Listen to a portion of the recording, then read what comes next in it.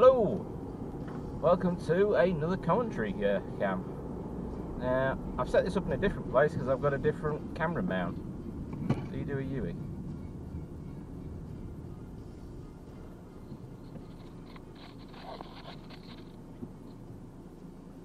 That's a great start. Then again, I'm driving in industrial state. You were going to go for it, Van, weren't you?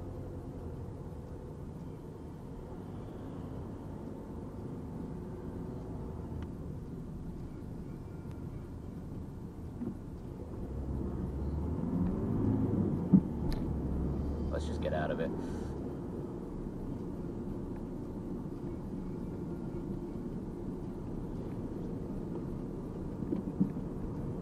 And that's going to change.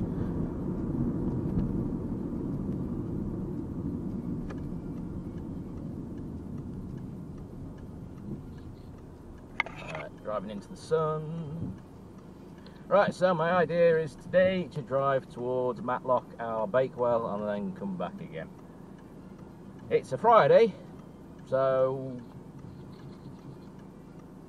yeah, that's not a great start, but oh well. The lorry that just turned around in front of me just turned up beside me. Fair enough.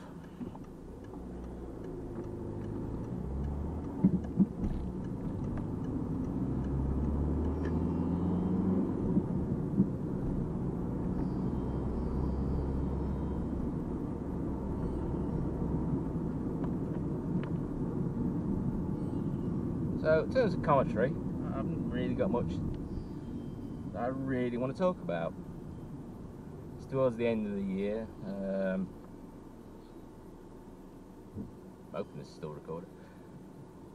It's towards the end of the year, so not much is happening.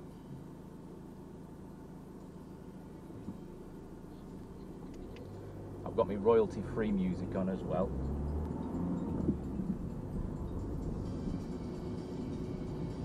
So it's all going to be random songs.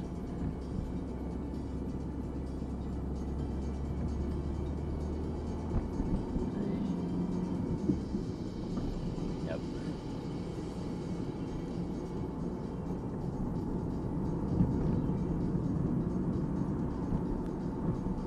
So I might as well talk about the car. Last month I thought it was a like a wheel bearing issue that was causing that excessive squeakiness. It turns out it was just the brakes had warped slightly and was, I think, scraping along the calipers. It was caught early enough so there wasn't any damage to the calipers. So it was a rather cheap fix. It just took a long time to actually get sorted, unfortunately.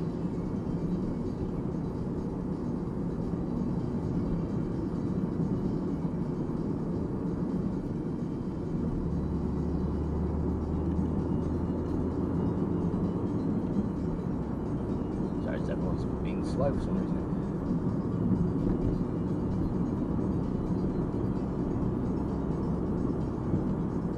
So yeah, it didn't need the wheel bearing doing, it just needed the brakes doing, which is fair enough to me. I still need to do the tracking at some stage, hopefully do it before the end of the year. But otherwise it's driving fine.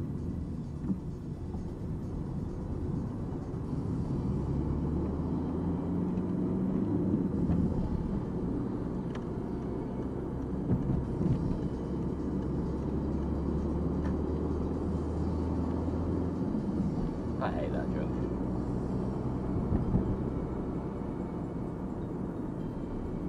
The brake light was also solved as well. It was just the usual file it down the oxidised parts. So yet again, that'll probably crop up again in 6 months' time. Because the only way you can replace it, well, properly repair it, is either replace the entire electronics. I'm going to stay in this lane. That electronics cable leading to that, or you can just bypass it. That's the only permanent repairs. Hey, it's a fun little day, isn't it?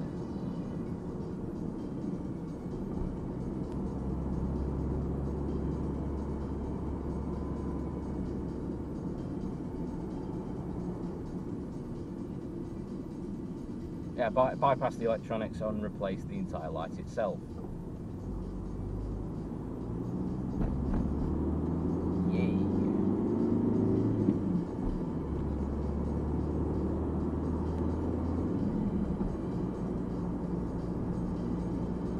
So yeah, it's not really going to be done. I still need to set up the hard wire for the dash cam,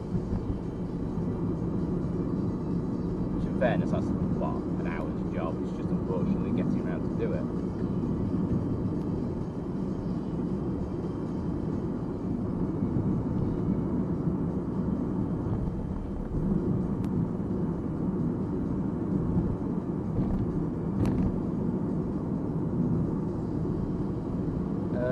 What else was on the car? I don't think there's that much.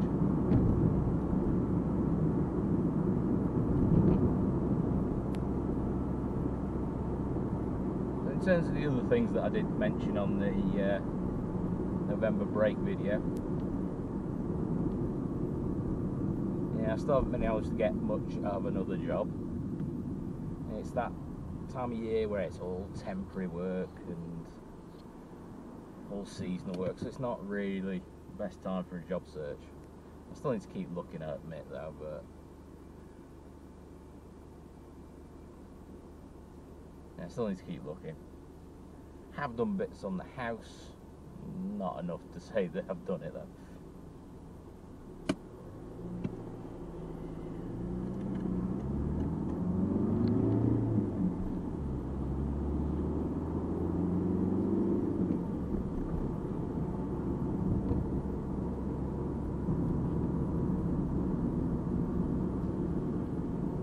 Am I driving straight towards a big rain cloud? I believe I am.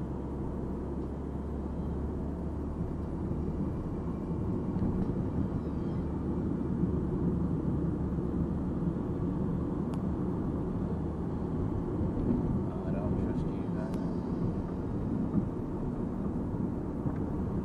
I don't think that is rain, it is just spray.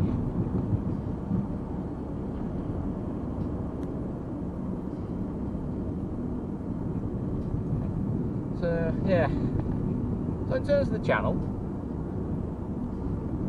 I'm going to get on that bit. Oh god, this spray's all. Or is it hitting it's hitting the windscreen at such an angle that the light's highlighting it. So it almost looks like it's snowing. And I forgot to check the screen wash. Oh well. If it runs out, I'll just nip into a shop and fill it up with water.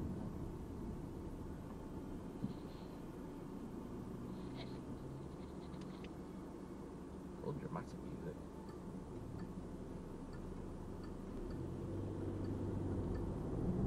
So in terms of the channel, yeah, it's not growing as quickly as I thought it would be at this stage. I'm on 634 as of this morning.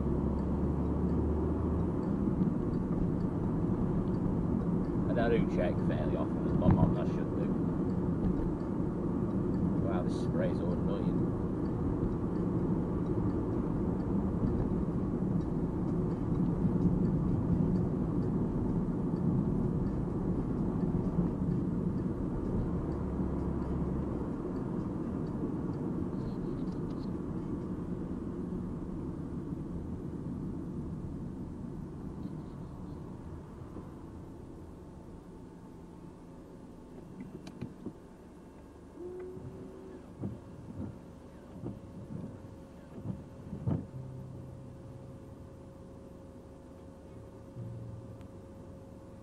Yeah, so yeah, in terms of the channel, yeah, I suppose I'm trying to see where I can take it. I still need to do another driving hotspots update.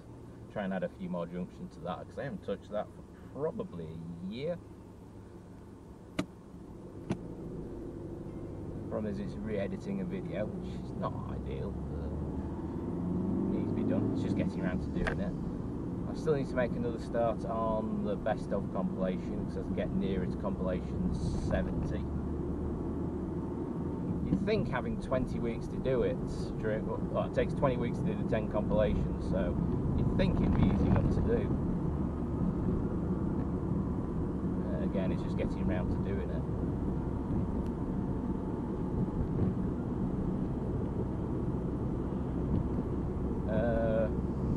Currently I am doing the next compilation, which is compilation 69.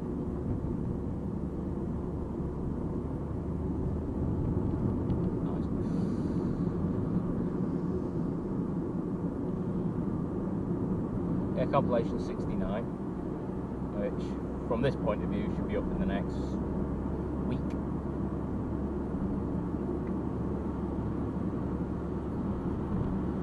So I've got all the footage I need for that. Why am I speeding?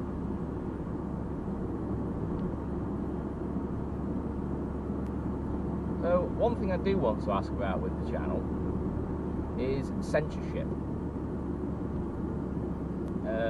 As I draw closer to the magical 1,000 subscribers, yeah, YouTube doesn't take kindly to swearing. So I know naturally I'm swearing a lot less than I used to. Wait till we get around this junction.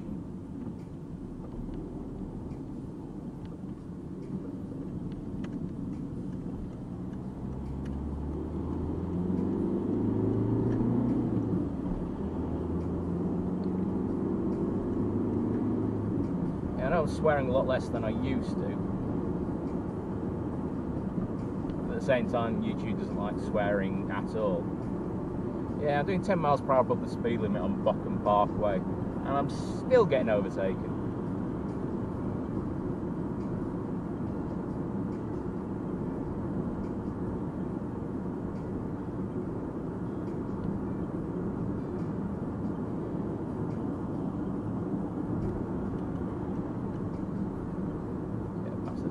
So yeah, in terms of censorship, it's just like, well, it is something I need to think about.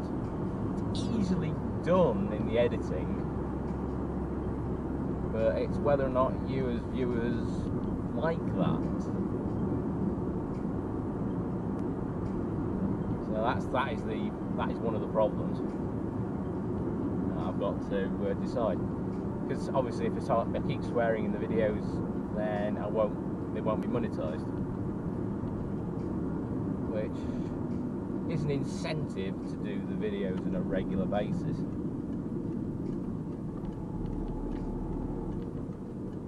How was I in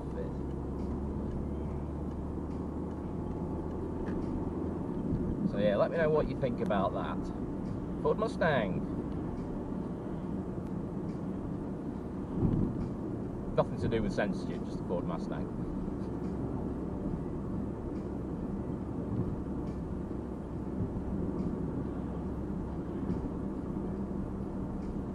Yeah, that's one of the main hurdles that I'm thinking of with the channel at the minute, in terms of like censorship. Trying to take that further. And obviously, once you do get to the magical 1,000 subscribers, you can. I found this out because somebody asked me on Twitter, which I have set. Well, I say set. I've had Twitter for ages, but I've not been using it that much. Yeah, I do use that occasionally. Yeah, and basically somebody mentioned about doing a live stream video while driving. The only problem is, though, as I found out, you need to have the magical 1,000 subscribers. Wonderful. I think you can record from your phone and such like that, but why would I record to my phone when I can just use like the dash cam or this action cam that I've got? So yeah, it's something I wouldn't mind trying to do as a live stream of it. I've seen London Witness do it as well, and I don't know if he did it fantastically well, but he did do it though. I'm sure other people have done the same, like in IRL streamers, I think it's called, in like real life. I think you can do it straight away with Twitch. However, as I mentioned in that post of Twitter, my audience is YouTube based, not Twitter based. Take the bloody sunglasses off.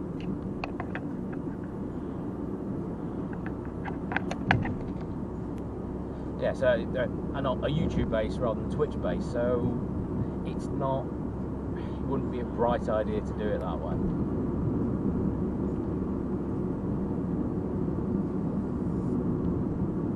So I mean, I have previously tried a Facebook page as well, which I think you can stream straight away as well.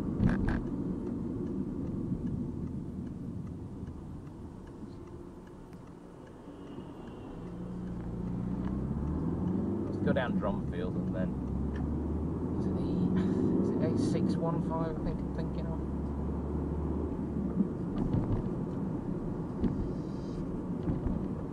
We'll go down towards Baslow that way.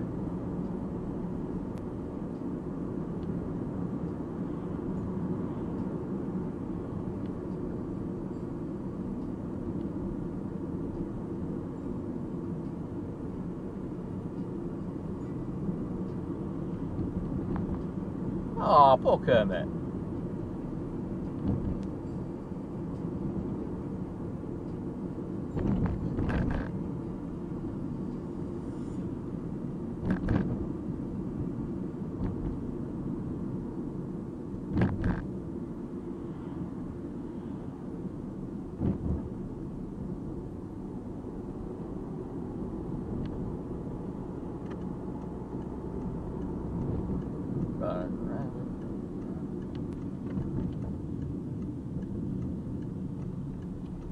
It's an awful junction if you get the timing wrong and your gearing wrong.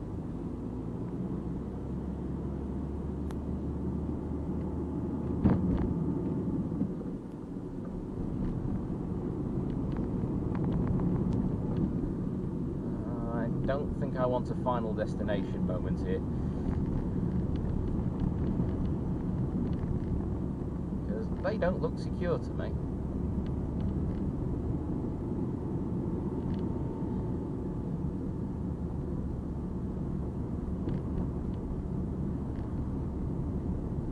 Okay.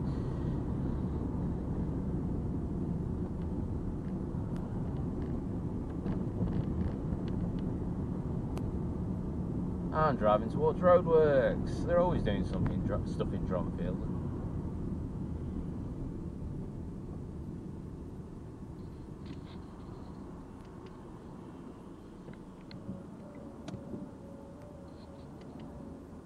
That's the problem with some of these random music. Because I'm pretty sure, yeah, at one stage in my random music for YouTube videos, I had the Richard Nixon inauguration audio. It's like 8 minutes. It's like, what the hell's that there for? So God knows how that ended up in the file. It's been deleted since, but still, why is it there? I think it is spitting with rain actually now.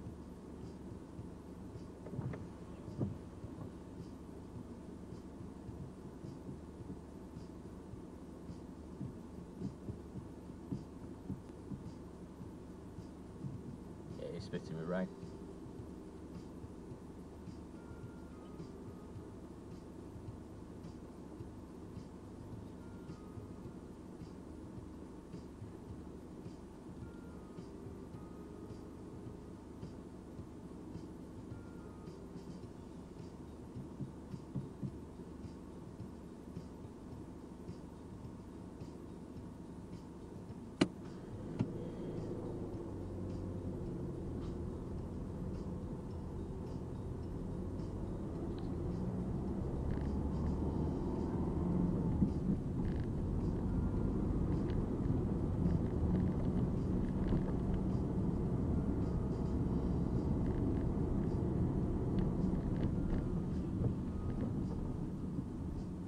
Why have we stopped?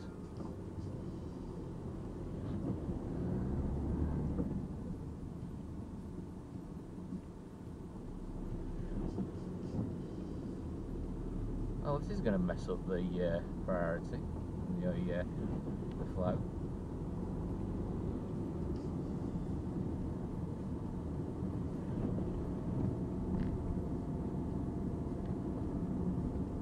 Oh, it's still showing red. Right, they're parking.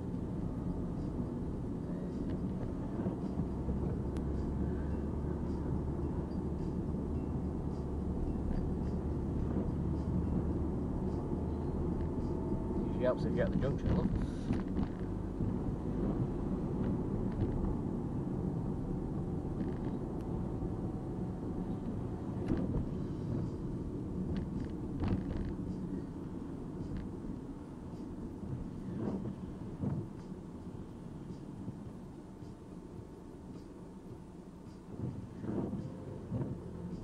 So what is securing all that stuff in place? Because I can't see anything.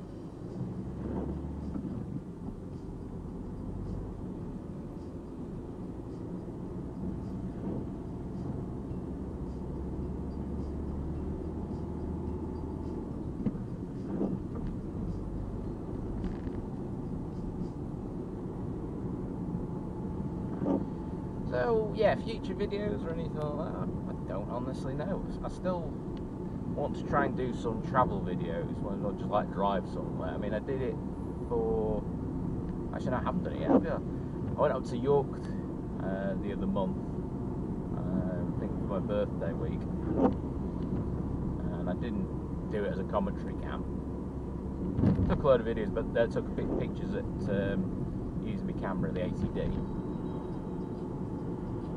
But at the time, the 80D wasn't set up correctly. God knows what the previous owner did, but they set the white balance up strangely. In the video mode, it was absolutely fine. It looked very natural, but in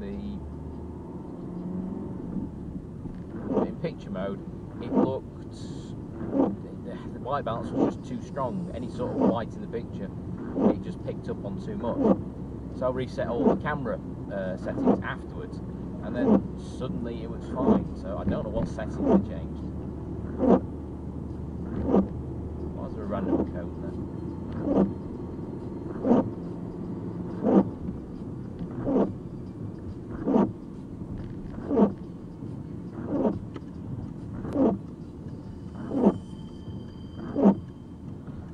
Well done. So how to tell that's not a secure load? The ladder bounced.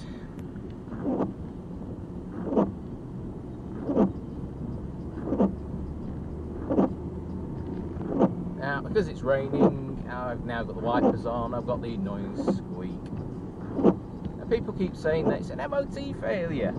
Get them fixed. It cost me about 200, 300 quid to get repaired. The problem is with them is that the mounting isn't secure. And I've spoken previously to my mechanic last year, and he said the only way to fix it is to take everything apart. So what's the point of repairing it until it's actually broken, essentially? So it still works, it just makes that squeaking noise, and you can tell it's not properly secure due to the right hand side. Depending upon the mood of the wipers, it can be anywhere between an inch or two off the difference off the top. I think they're properly secured at the minute though, because it's going all the way. So yeah, it's something I've looked into. It's nothing to do with the wipers, it's the actual wiper mounts themselves. So until they actually go completely, it's not really worth repairing. And who's to say I'll still have the Peugeot when they do eventually go anyway. So I still keep looking around for another car.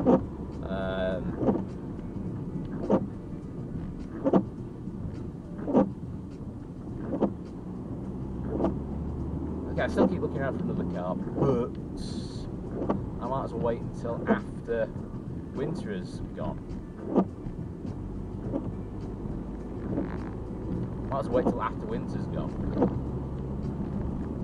Just in case of any damages or anything like that, or skidding and such like that. So I might as well wait until, well, what was it, spring. And it's not to say that the car is in, well, the actual bodywork is in great shape. Considering it's 12 years old, well, in fact coming up to 13 years old now, it's still in good nick. I mean, I pretty much can tell you all of the problems. I mean, all the various scratches and bumps have been caused by. I mean, there's a bit of a bump which, you know, came from a white Micra back when I worked at the Northern General. There's a bit on this door frame that's basically like bits of plastic has gone, which I was like it when I got that, so God knows.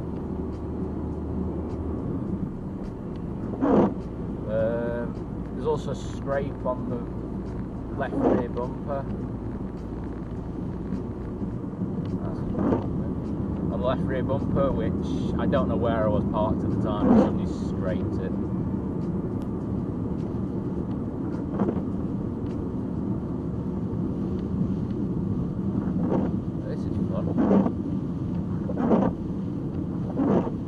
this one is across the left-hand side. Some kid with a bicycle, when it was parked up, went into the side of it. It's like you can tell it was a kid's bicycle because the handle went into the side of the door. The foot pedal went underneath the main body of the car, and the wheel went into the hubcaps, destroying the hubcap. So, yeah. I'm pretty sure I know what kid did it when it happened at the time, because I was still with my parents at the time. So, yeah, when I got this car, it was in practically good health apart from the door frame. I've had this car for about 5 and a bit years, so I know her fairly well. Say you ever know what a woman is truly like. Not sexist, it's true. Where are they all coming from?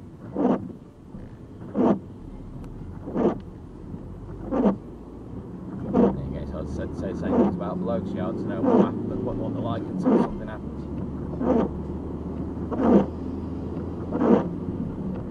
Well done, Volvo.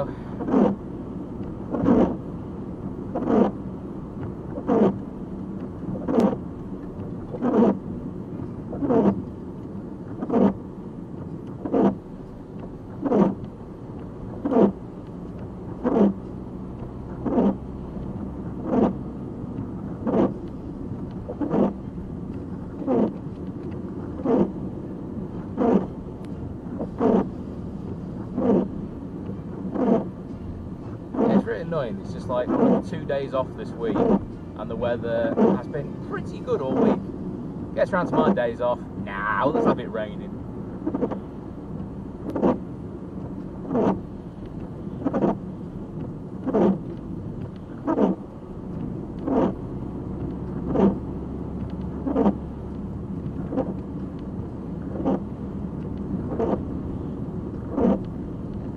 Yeah, I had to get the two front tyres replaced because their tread was running low, so I had to get some new ones. Personally, I prefer Michelin's, but I had to get Bridgestones because Costco don't do the same ones anymore, which is kind of strange. So I've now got Bridgestone on the back. So if the back end goes, Bridgestone's getting an email. So yeah, due to let Costco do their tyres, they swap well, they bring the back ones to the front. Their logic is that they prefer the grip on the back so you don't slip out. I somewhat acknowledge the logic on that. It's just a bit strange. Pull out. Yeah, it's a bit strange, but it does make sense. It does seem to work.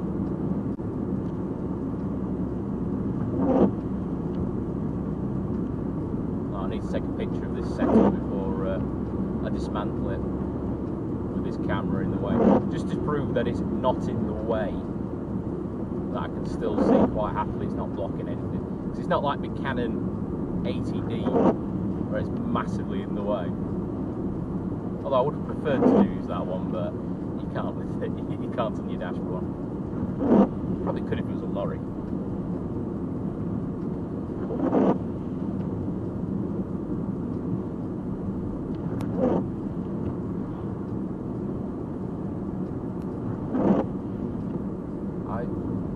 I don't know what time it is now, actually, because I've just realised, because I've blocked the camera, the clock.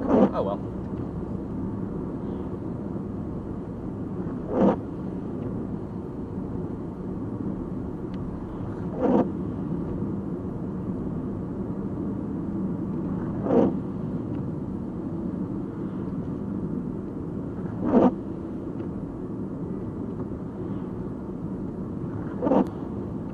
Anything else that's been happening? I don't know. I still keep meaning to do a video of the YouTubers or dashcam videos that I'm subscribed to. The problem is, though, is at least 3 of them have all gone into hiding, so that I somewhat talked to. So I don't know where they've gone, and that's why I'm sort of holding off on that. mean, I don't mind looking at other people's dash cam compilations. And again, with regards to Sheffield,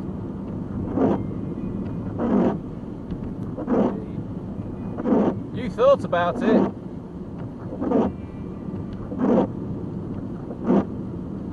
Yeah, that's other people's dash cam videos. I still watch other people's ones.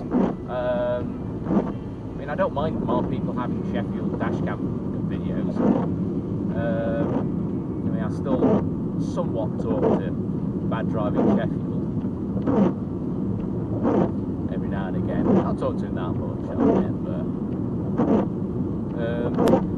as for Sheffield Bad Drivers, still no idea where he is. He's been gone about a year and a half now, because I think his last video was in April last year.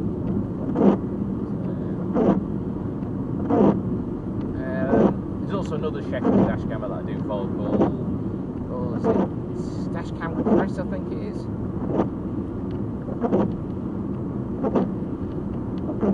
He does some alright videos. He drives through bits of Sheffield that I drive, and I half expected to find myself in their videos as well, because he does showcase speeders as well.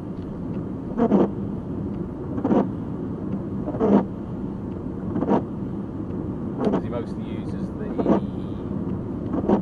I don't know what I know it's the A57. It's the one that splits through Richmond, I think, towards Mexborough. Or was it Mosborough? I don't know. Never remember. It's always Crystal Peaks anyway, so it's constantly on there. Most people ignore the speed limits. You've also got the private overtaking lane, which everyone goes regardless whether there's traffic coming the other way or not. Roswell.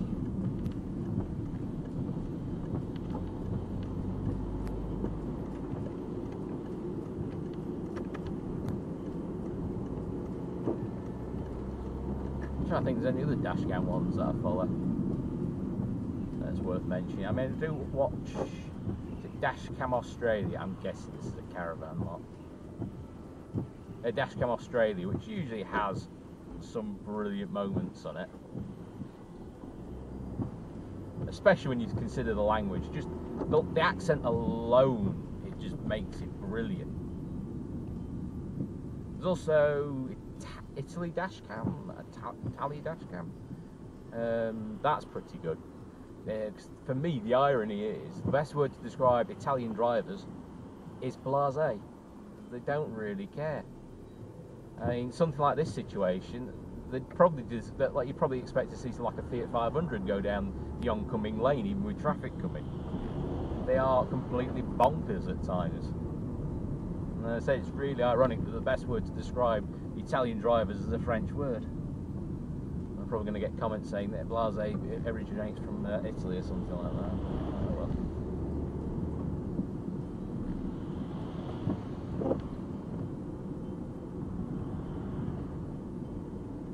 Those are the ones that I follow.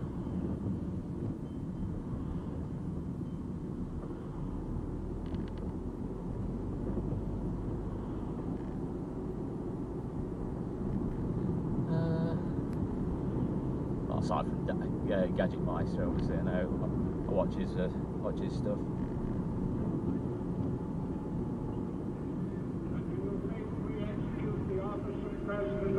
It's still on there. The Richard Nixon inauguration speech is still on my phone. Why is that on there? Protect and defend the Constitution of the United States. So help you God. So help me God.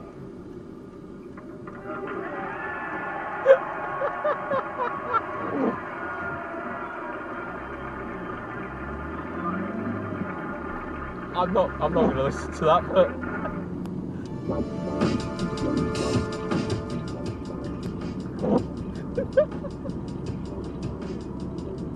I thought I deleted that. Must have deleted it solely off my computer and not off the phone.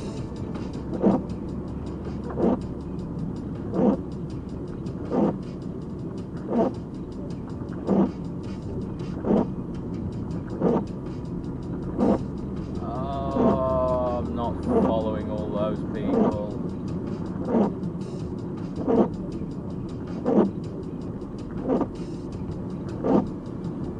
I did want to go towards Bakewell, but I'm not following all those people.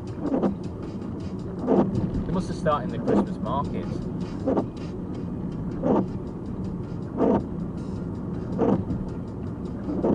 That's also something we're talking about, wasn't it? Travelling mark.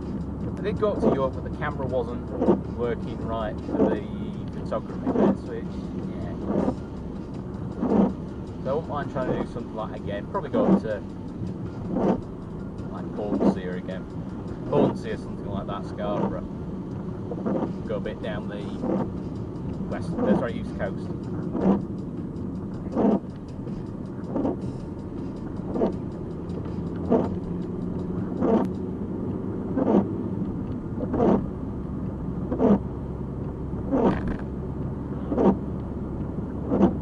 Yeah, try and go down the east coast or something like that. That might be a bad thing. It's something I probably can do during winter as long as it's not snowing, which it isn't at the minute, but the rainfall is just, yeah. Oh, with regards to Sheffield when it was flooding, didn't affect me at all really, but the problem is I do live on a floodplain.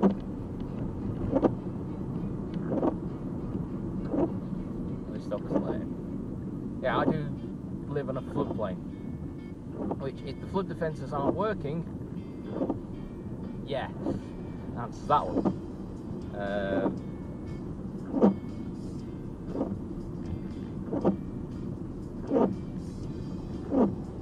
Fair enough. Yeah, if the flood defences aren't working, then yeah, it's game over for your house. What was weird, but my sister has lived on that same street for quite a few years now, and she lived there in 2007, and the house didn't flood. In 2015, the house flooded. That's the reason why I got my house cheaper, because there was nobody living at the time. They had to repair it, and they just wanted to get rid of it.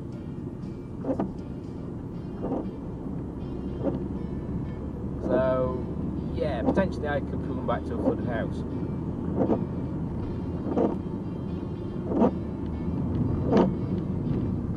Well, which is not brilliant, I must admit. But as regards to getting home, the Wicker didn't flood this time round, which is a vast improvement, because that was one of the main video clips that they showed back in 2007 of the traffic light falling over. That was about the only picture they showed of the north.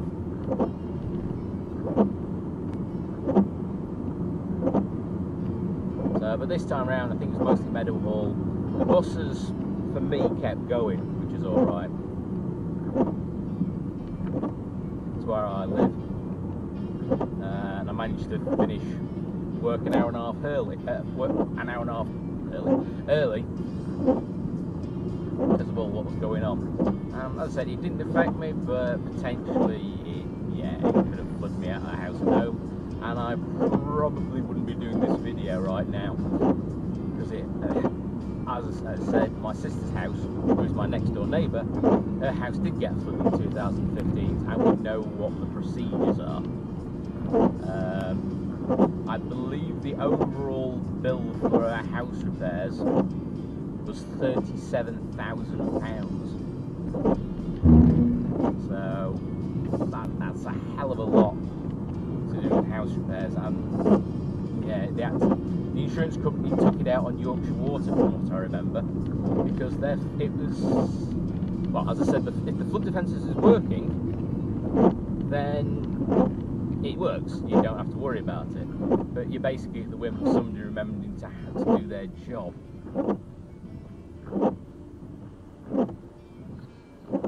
And as I said, they didn't get flooded in 2007, which proves it does do their job. It proves that the flood defences do work. Yorkshire Water also said in like some sort of letter of investigation or something along those lines, they were trying to not admit guilt, but they accidentally admitted guilt, essentially saying that yeah, the flood defences weren't ready for that night. So I still remember the date. It was the 4th of July.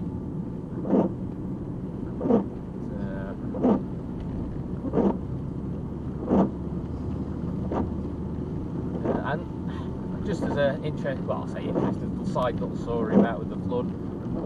Obviously, with the sisters, she's got the 2 cats and the dog. The dude and Splodge got out fine.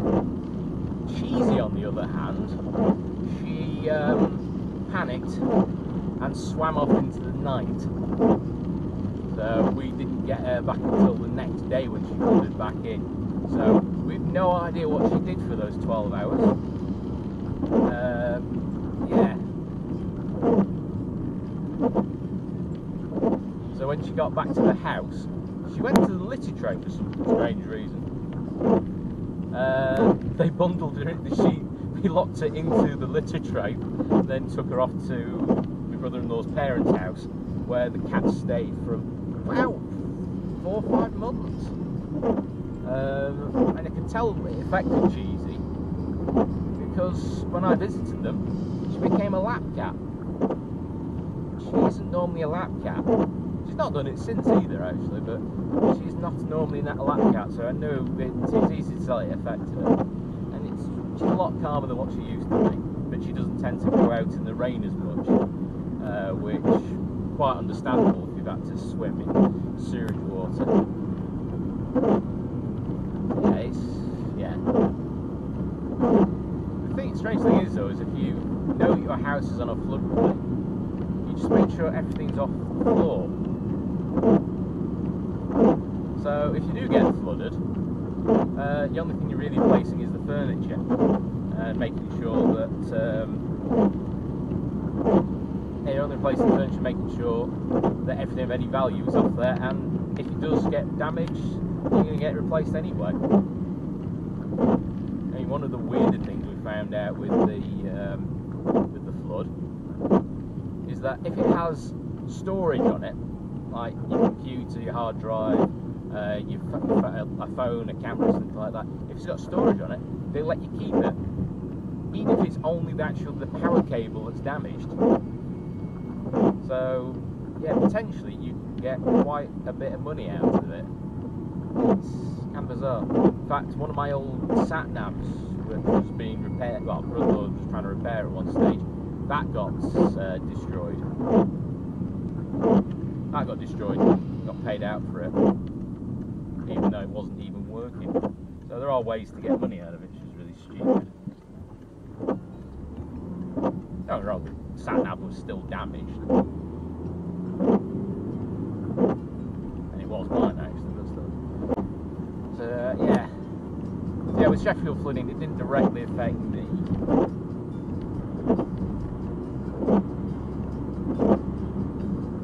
Like I said, regards to potentially you could get money out of that, insurance companies because of that. But what was really strange is that my sister managed to get a caravan out of them. Now, it wasn't trying to out of trickery, it was because it was cheaper than spending on the hotel rooms. They said, well, if we can buy a caravan, we'll just use it on site. And the insurance company agreed to it because they said it saved them money in the long run because they didn't have to spend it on hotels. So yeah, when it comes to the insurance companies and flooding, it's really weird.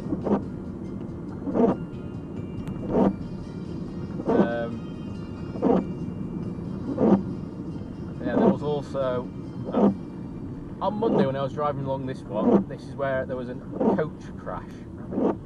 So this is probably what this is here for. God knows how it got where it was, but there you go. Yeah, with regards to the flooding as well, that was when the Mini got flooded as well. It just basically, it was under 2 foot of water, so the engine was clogged up and stuff like that. And the problem is that even 4 and a bit years later, they still haven't got the Mini back, and she may never get the Mini back.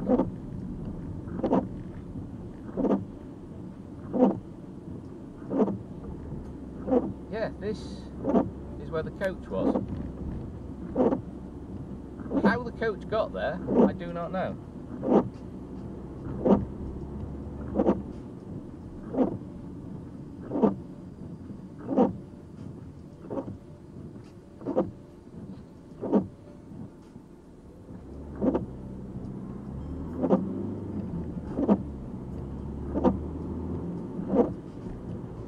Yeah, so insurance when it comes to flooding is very bizarre.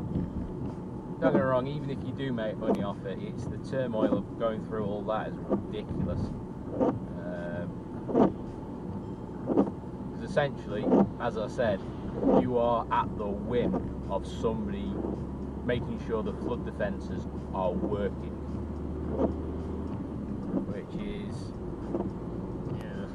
you're relying upon somebody else to do their job, and if they don't do their job, that's it. That's the next few months of your life just on house repairs. It's not nice at all. As I said, they reduced the house next door. They were already selling it at the time, so I got the house cheaper. Bit of an odd way of doing things, but hey ho.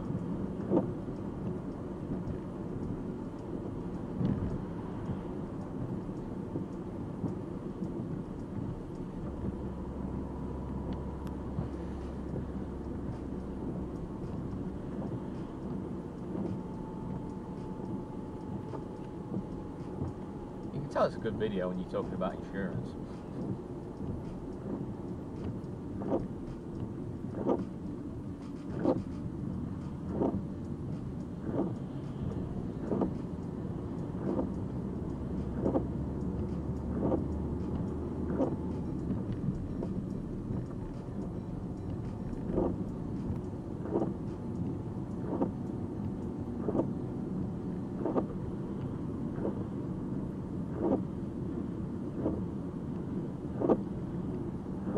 So what else has been going on?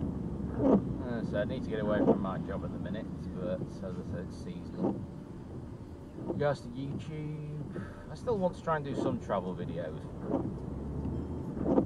There's nobody behind me.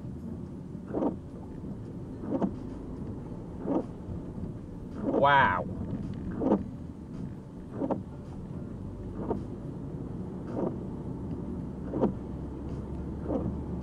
Wow. Yeah, I still want to do some travel videos, like journey up there and then mess around with the camera while I'm up there.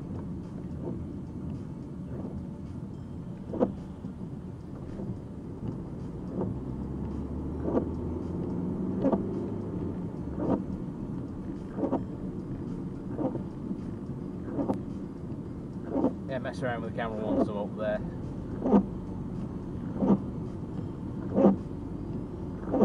That's the thing with what YouTube's like. You've got to try and evolve the channel. I've looked at what EV Man's done a lot recently. Let's go back through Winston. I probably could have done.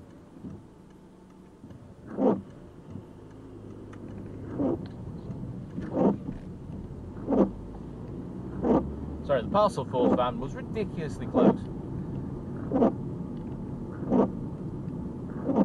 Yeah, it's like a case of EV Man. You've seen his channel sort of explode over the past, even 6 months. And he was at the Ford, what was it, E-Pace? E-Mac? E-Mac, that's it, with the, basically an electric Mustang. Yeah, thanks, Matt.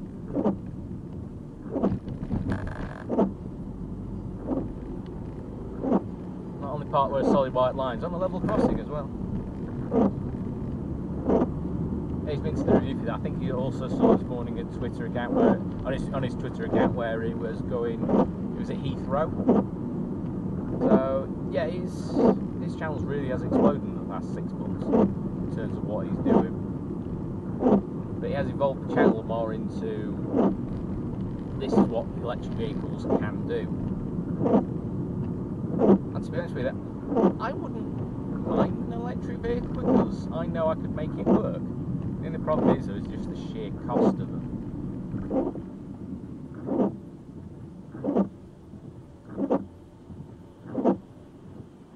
just the sheer cost of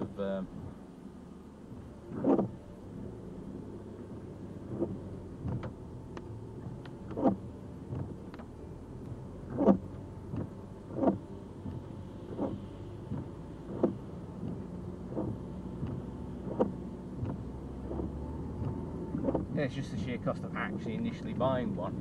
I mean, I think the cheapest decent electric car you can get, not electric vehicle, because you can include the G-Whiz as an electric vehicle, but it ain't an electric car, because it's actually a quadricycle. And trust me, quadricycles are scary in their own right.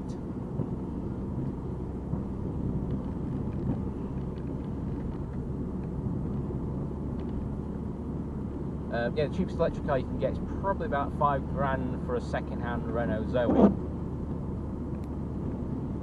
But with the Renault Zoe, it includes you have to get the subscription sort of. Well, sorry, it's the battery warranty sort of thing.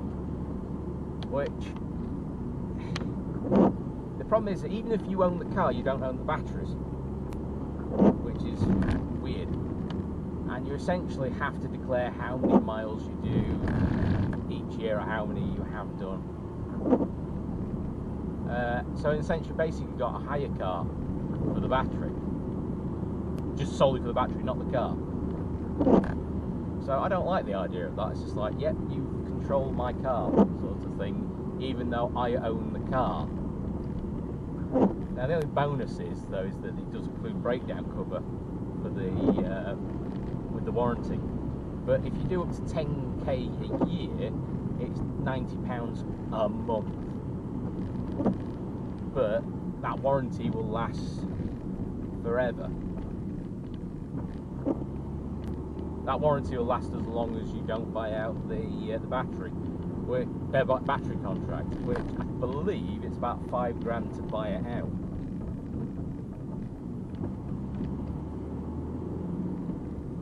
I believe it's about £5 grand to buy out the battery, buy the battery lease, sorry, which is quite a lot.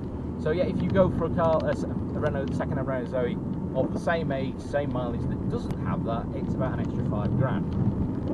So that's about the cheapest electric car you can get. As I said, I'm not including the G-Whiz, because that is not a car, that is a quadricycle. And essentially, if you drive around in that, you're essentially driving a death sentence, because there's minimal safety laws on the quadricycle. Most of the laws pertaining to the quadricycle is about speed and engine power, not about the driver's safety or any of the passengers' safety. So no, do not get like a quadricycle. But the stupid though is on the quadricycle license, you can it's a biker, it's a motorcycle license, so you can drive it at 16. So technically you can get a car at the age of 16.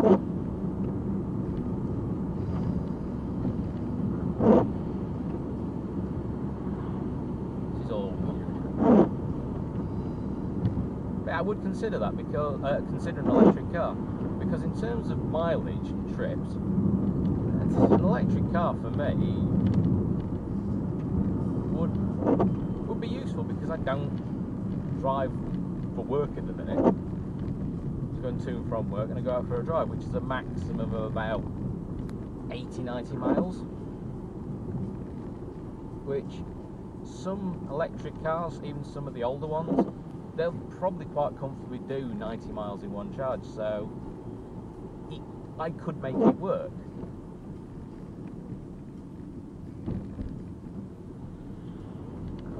But as I say, it's the initial cost of buying one. And it's not even a case of I haven't got anywhere to put it, I've got to drive.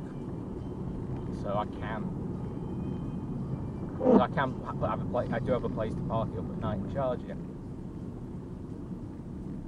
What the hell is going on here?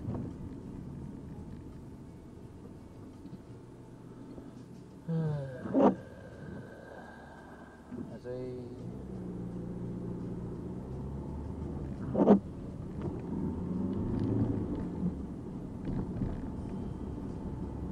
traffic gas junction.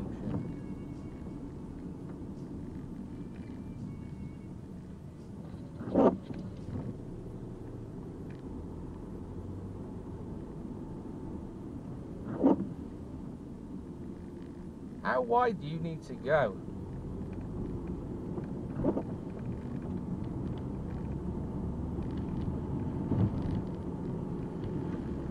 Yeah, so for me it's the initial cost of buying an electric car.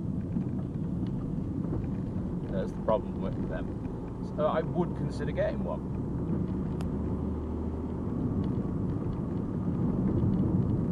Because I could make that work quite happily. It's just the initial cost of getting one.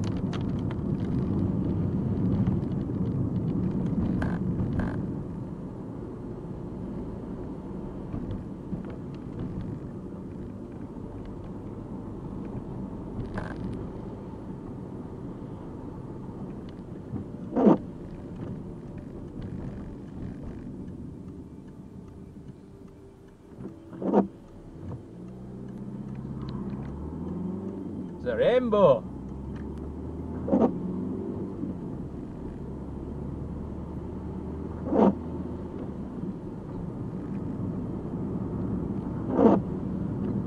Oh, in regards to the electric vehicle, yes, I know environmentally it's still the same as getting it off your house. It's essentially still the same environmental problems as your house electricity does. People keep on saying, and going this one about what EV Man has said, and I've looked at it myself. The case of the power, the actual power creation, I think it's about 3%. In the first quarter of this year, only 3% was actual coal. Was coal production power, which is down from 9% the same quarter last year. And they even include coal-free weeks where they didn't burn any coal to add to the power supply. So it's still basic, yeah. So they're a lot more environmentally friendly. Well, in terms of power consumption, it's still environmentally friendly. But when people say talking about coal and stuff like that for your car, I'm sorry, but it's the same for your house. It doesn't matter whether you're burning it, whether that power is being used in your car or your house, your mobile phone, it is still being used. So when people use that as an argument against electric vehicles, I'm sorry, but you're using that same power yourself. So it's an odd argument in my opinion. And in the case of what EV Man says, it's not even about environmental, it's about cost. I think he said he's done about, what, 10k for about, what, less than 100 quid? Now don't get me wrong, if you get an electric vehicle, you've got to plan long journeys ahead. So it's all doable.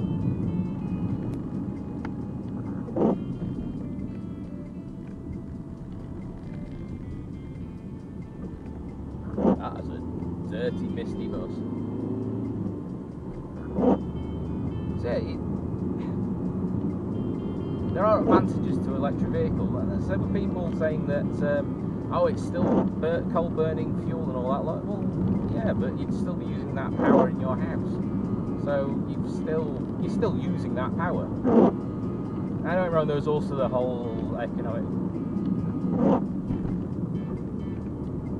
Bloody bird, camouflaged.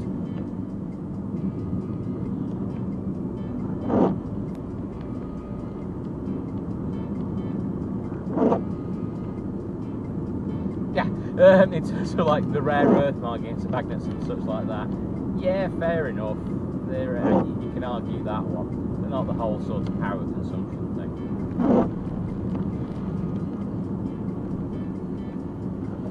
By the way, with that, I don't think it was a pheasant either. I think it was a grouse. I originally thought it was a meerkat. So yeah.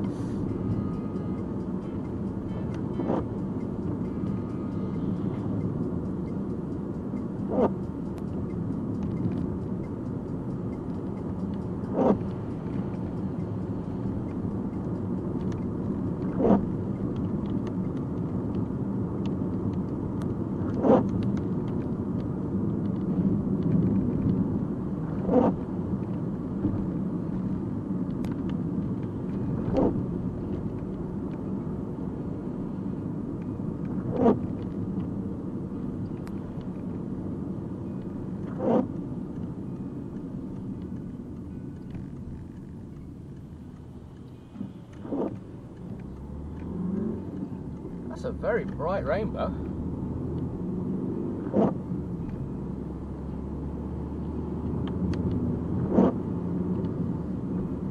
Yeah, I'd never turn left at that junction. I absolutely hate You'll Grieve.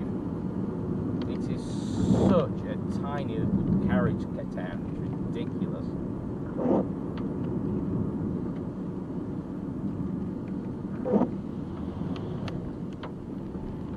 That literally, you can only fit one car down the road.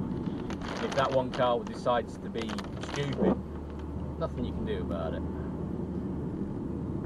And also a bit further on, we've got that weird junction where you don't know where straight on is. It's like there's two giveaways and the road just goes either direction it wants.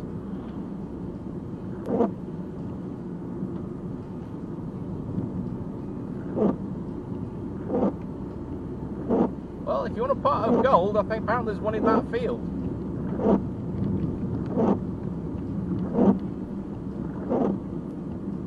So that is a very strong rainbow.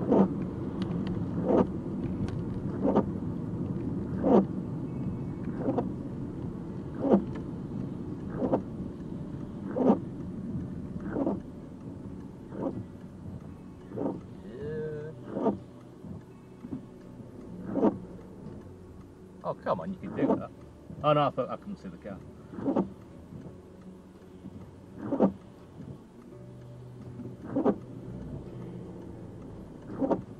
Right behind the Astra. Yes. It's an Astra van with a dash cam.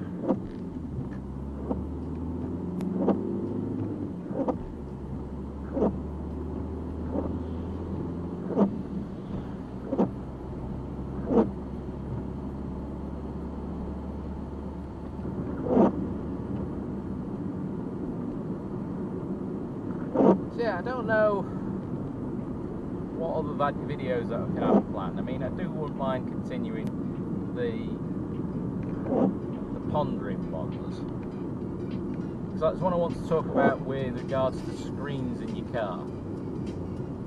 Because I think that's quite an interesting one. I'm not going to say it was, because otherwise what's the point in doing the video? What else could it? What other videos do I have in mind? I mean, I kind of stopped doing the Lego ones. They weren't even Lego actually, they're mostly like the Chinese versions. Yeah, they're mostly the Chinese ones, which, fair enough, they're much cheaper, can be anywhere up to about a third of the price. I mean, I didn't mind doing those ones, but they got expensive after a while.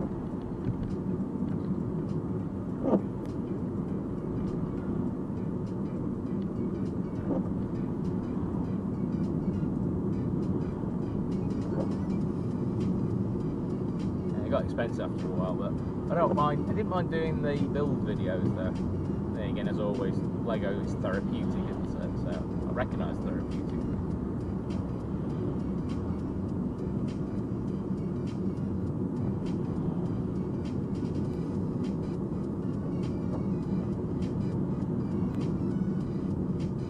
I'm pretty sure that Mondeo driver was writing in a book.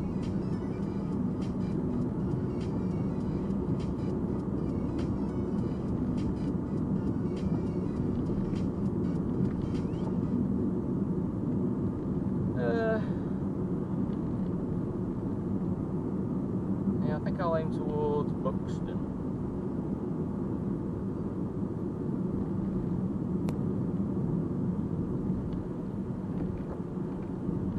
And after that I need to do some shopping.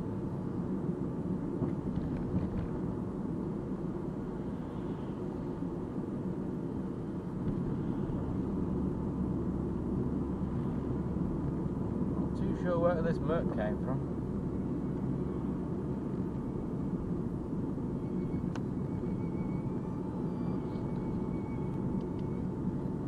So I'll go through towards Buxton and I'll head towards Asda and get some shopping done. And then get about editing a video, whether it's the next compilation or this one.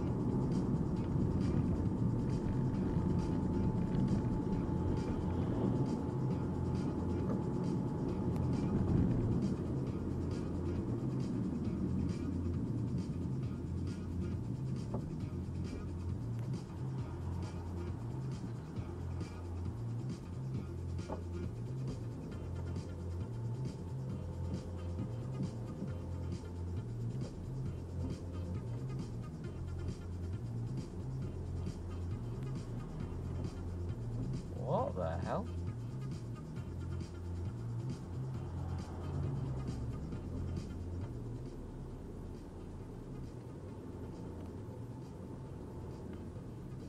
Aren't you an arse?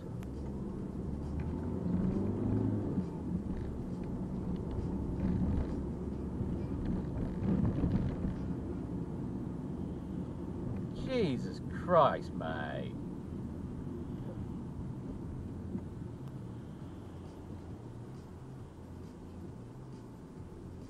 You see why I hate pedestrians in this place? Oh, I'll just keep walking. Don't matter if there's traffic. Yes, they're impressions.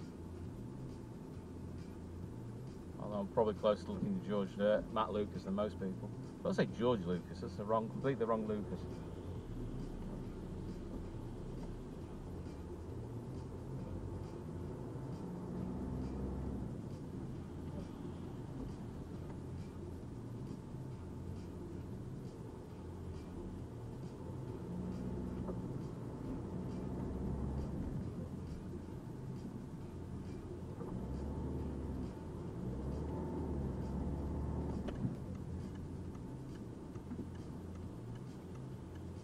And keep the clear air.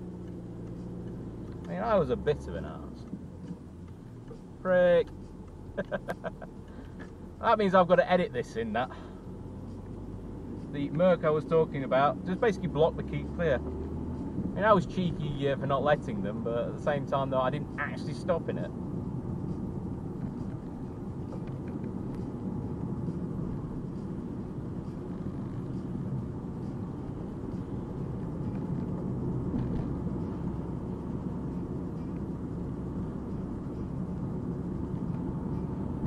You might have actually seen that in the rear view, in the actual camera. I don't know.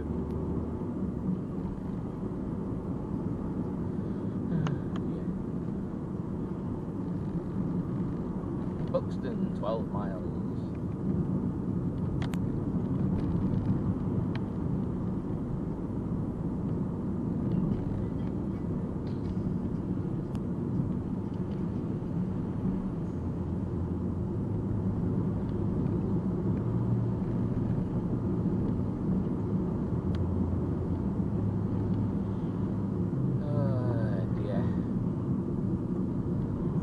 The problem is a lot of spray and this has just slowed down.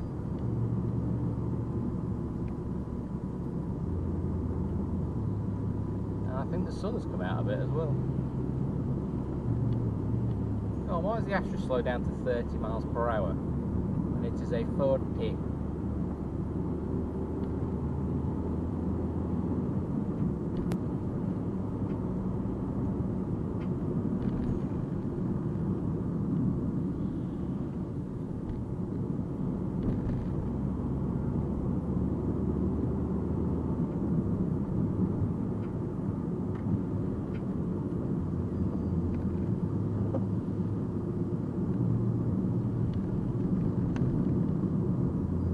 Now the sunlight.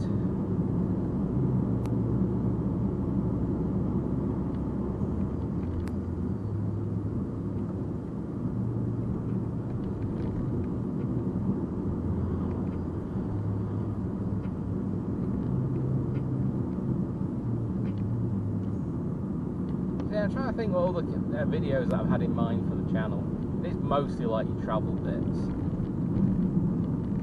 Currently there's no plans to do the Euro drive for the foreseeable future at the minute because of the whole Brexit lot. The person organising it as well, he's got 2 young kids. Nicely indicated there, Astra. Took you long enough. He's got 2 young kids, so organising that around them is a bit nightmarish. And as I said, with Brexit, you can't guarantee anything.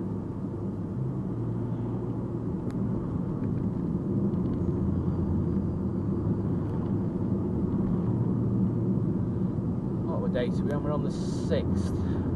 So next Thursday. Come on, little Hyundai.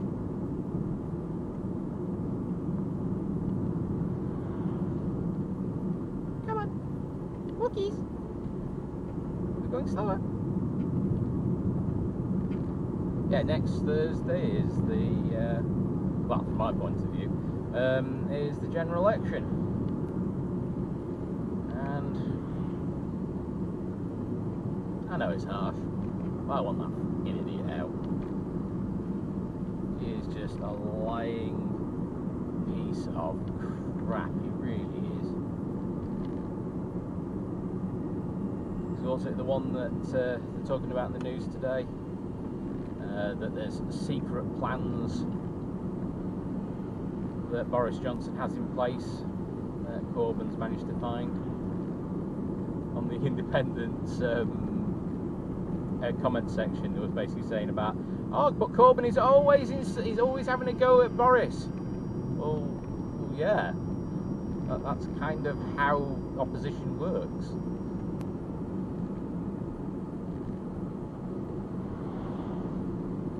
Try not to go into too much politics because it is boring as hell.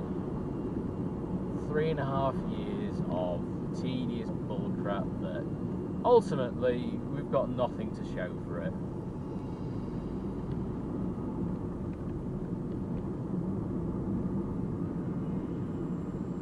Come on, Hyundai. Yeah, 3.5 years of tedious bullcrap and nothing to show for it. The only thing that we know for certain is that the passports will be blue. The only problem is, though, is that these passports will be made by the French. And without a trade deal in place, we can't get our own passports. Go figure.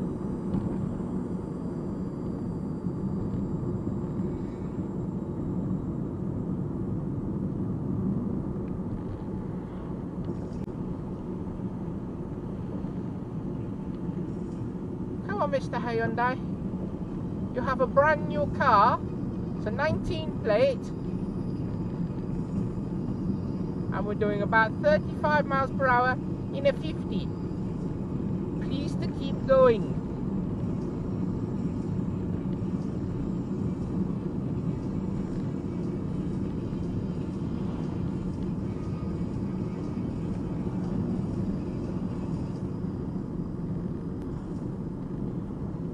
Slow down again, it's doing about 33.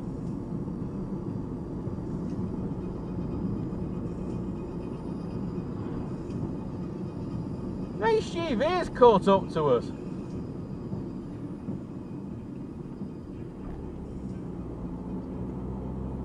Jesus, man.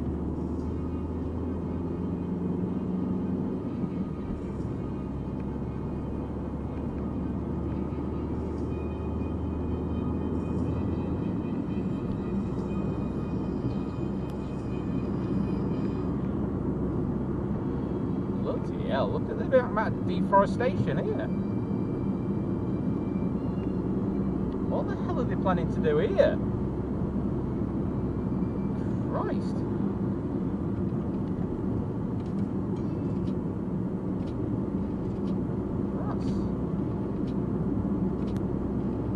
That's just diabolical. Why have they done all this?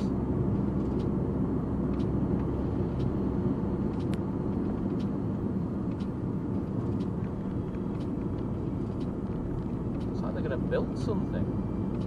Or are they widening the road or something?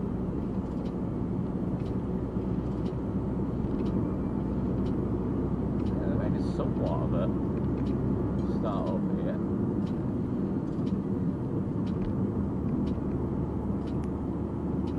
Weird.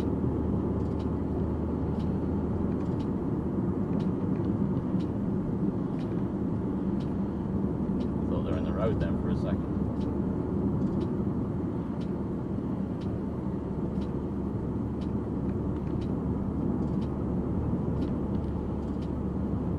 Randomly glance over the camera.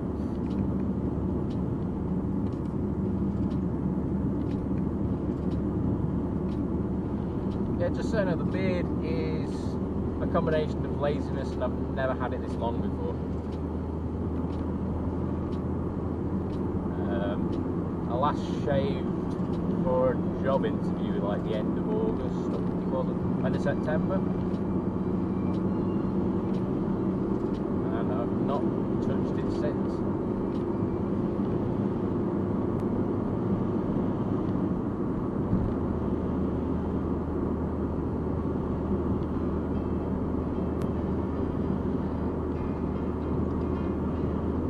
Yeah, I've not touched it since. I have shaved my head, obviously.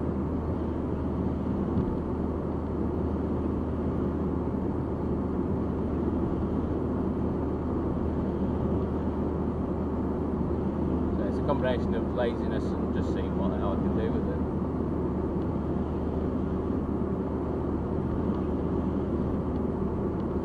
I hate this hill sometimes.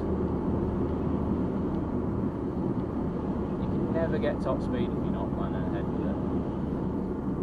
And then when you do get to the top, it slows down to a 50.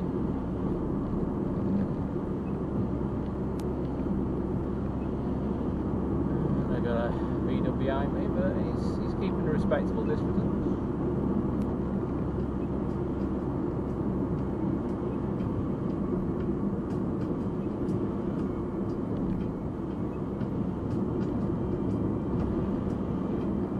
Surprised he hasn't gone for it at this stage.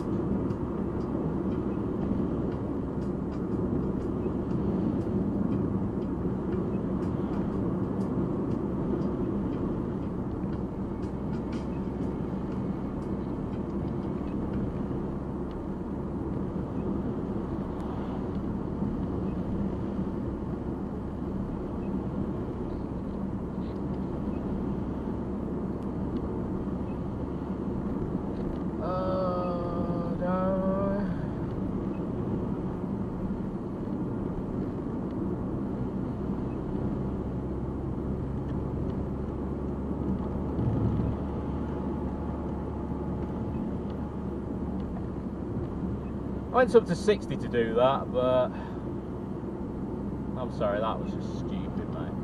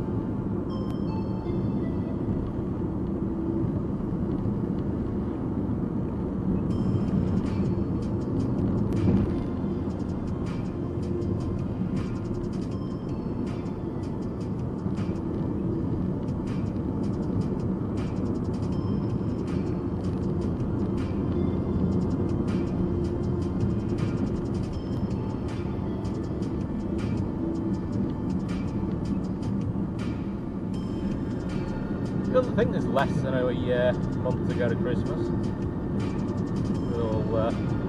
It's still reasonably colourful.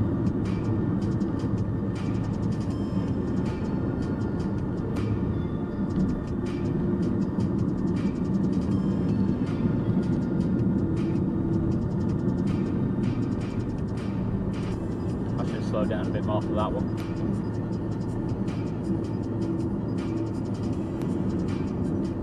What are you doing?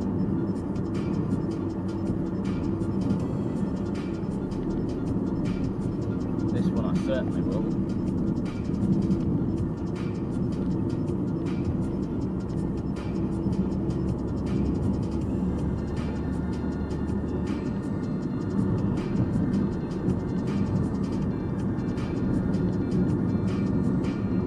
An half look different when there's less leaves on the trees.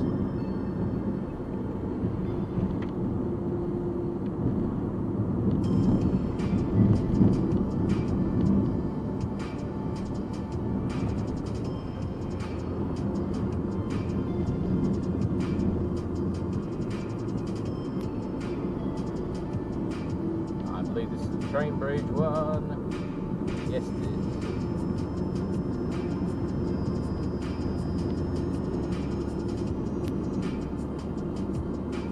If memory serves, this brings us out at the Morrison's roundabout in Buxton.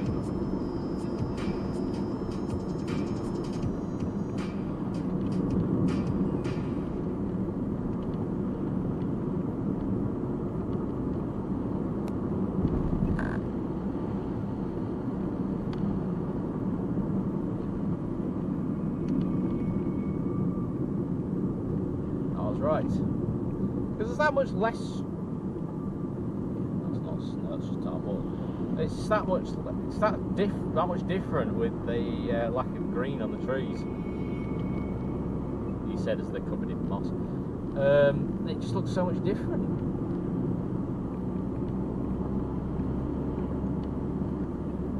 Speaking of green.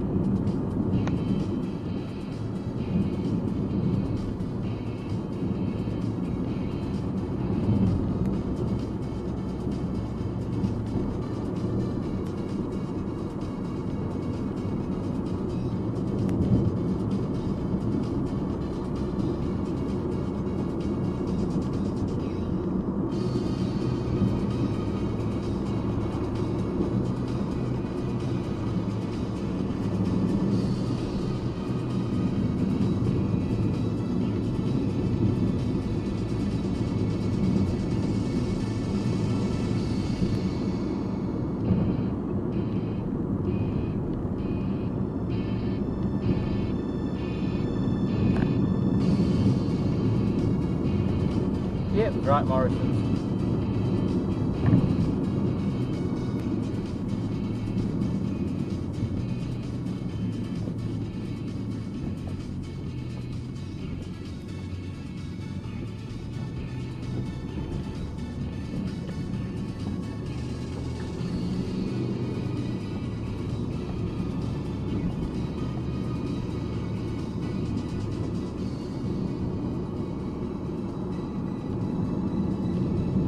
December and they're still moving around caravans.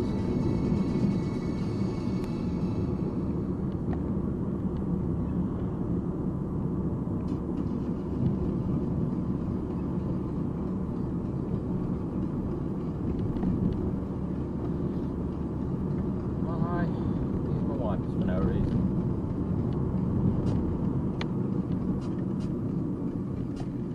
So this is the part of Buxton.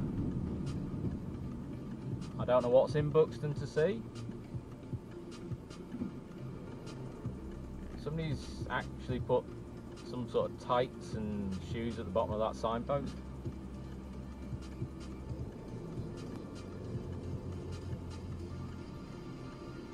Are you...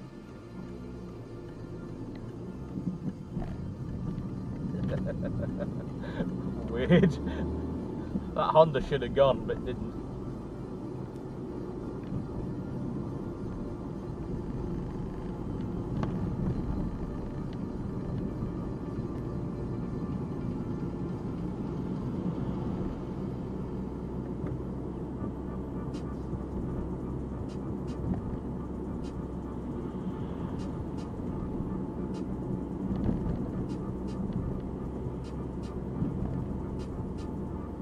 Yeah, I don't like messing around in Buxton. I don't know the roads, and most of it's like a city centre sort of town planning. It's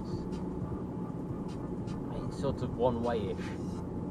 Nowhere near as bad as Sheffield though, but if you don't know where you're going, it's a bit confusing. I somewhat know where I'm going in it. I don't like driving in it.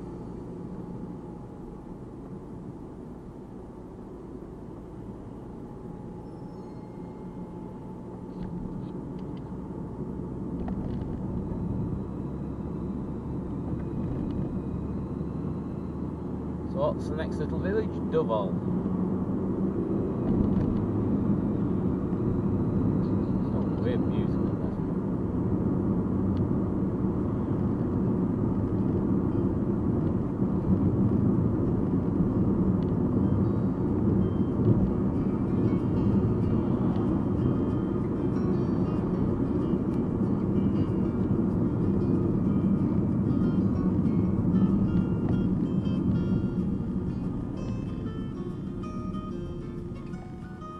Mobile beauty therapy.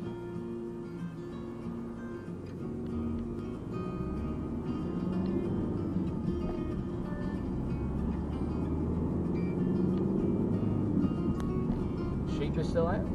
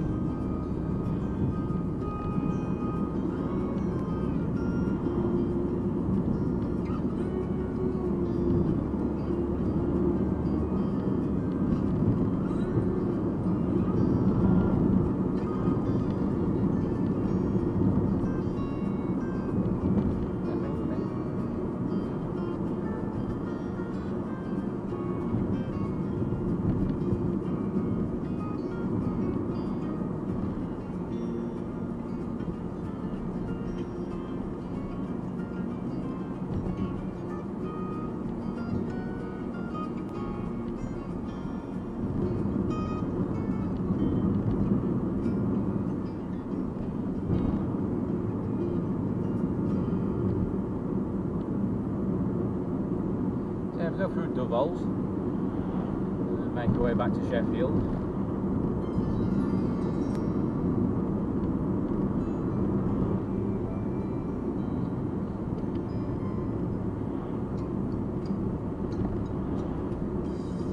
So yeah, I still don't know what I want, well, still not too sure what other videos I want to try and do for the channel. I mean, I'm not big enough to do like car reviews at all at the minute, obviously.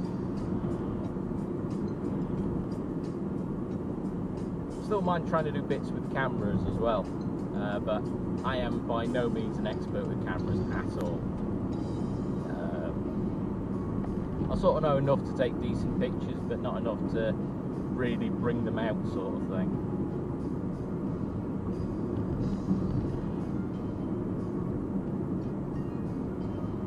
Now, all post editing is all.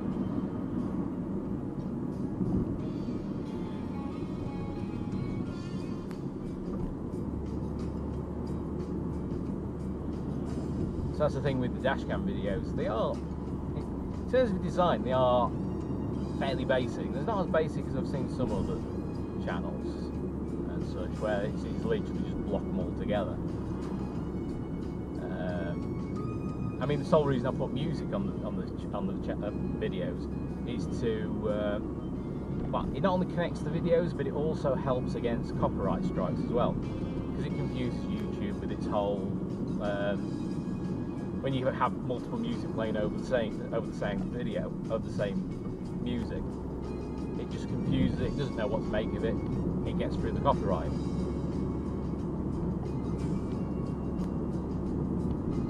It gets through the copyright a lot easier.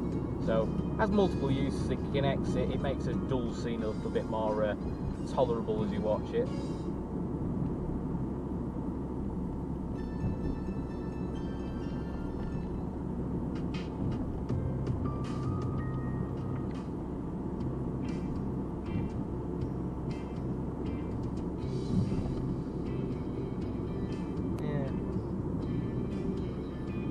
So I need to do the hotspots video again, try and redo that. Then I also have the best of compilation for 61 to 70 to try and start. So that'll probably be done by March next year.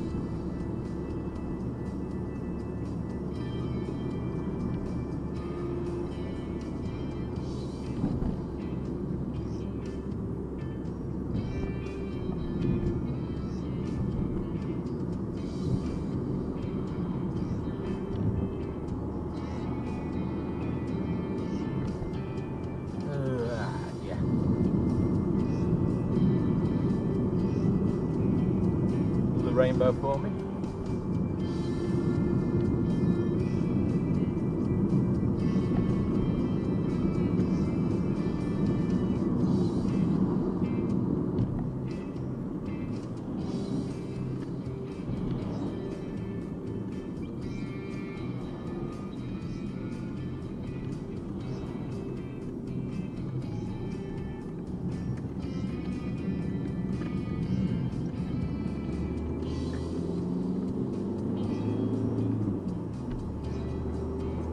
So, almost back to Sheffield, and I've not really needed to use any sort of aggressive language, so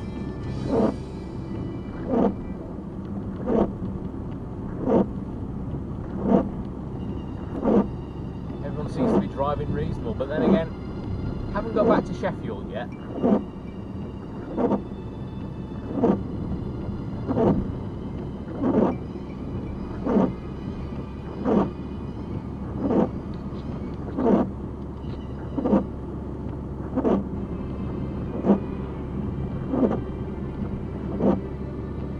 There ain't off some rave music in my phone at the minute.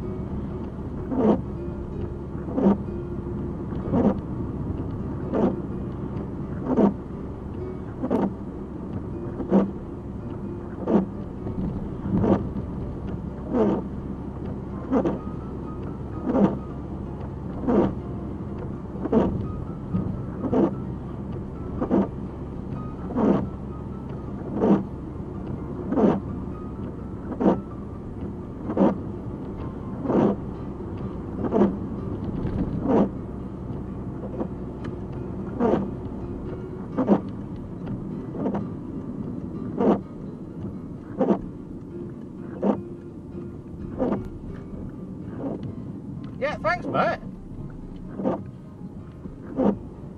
I don't know how wide he was there.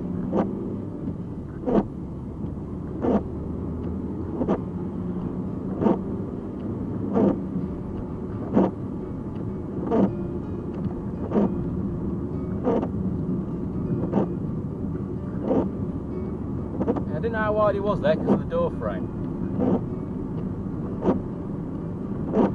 As is always the pissing case with modern cars.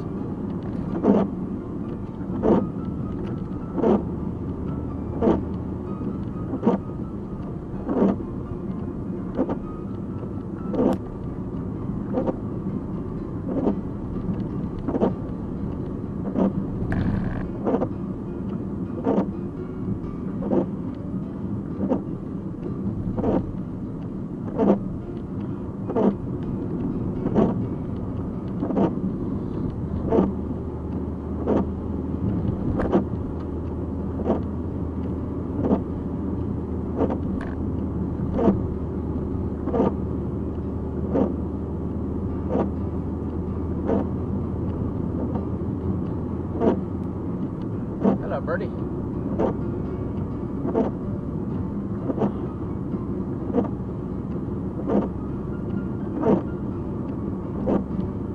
And it looks like I'm going to catch up with this car, but then again, ouch, speeding. Slow down a bit.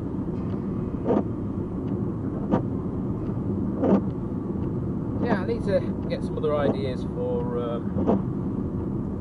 the YouTube videos. I mean, I've stopped doing this over review with Lego. I wouldn't mind doing bits more with cameras, but ultimately I don't know enough about them to keep doing them.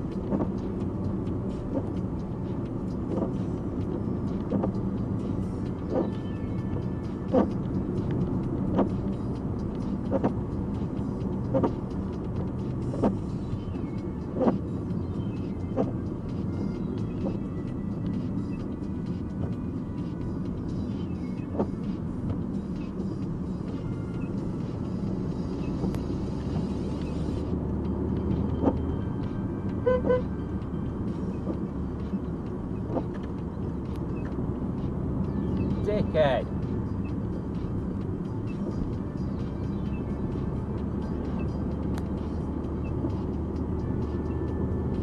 He actually blocked an overtake. How much of a turd do you have to be?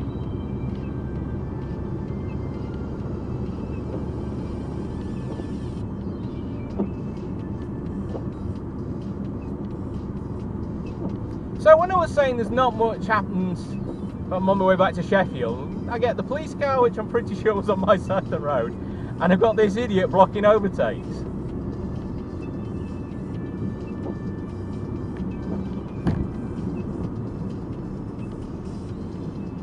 And he's slowed down.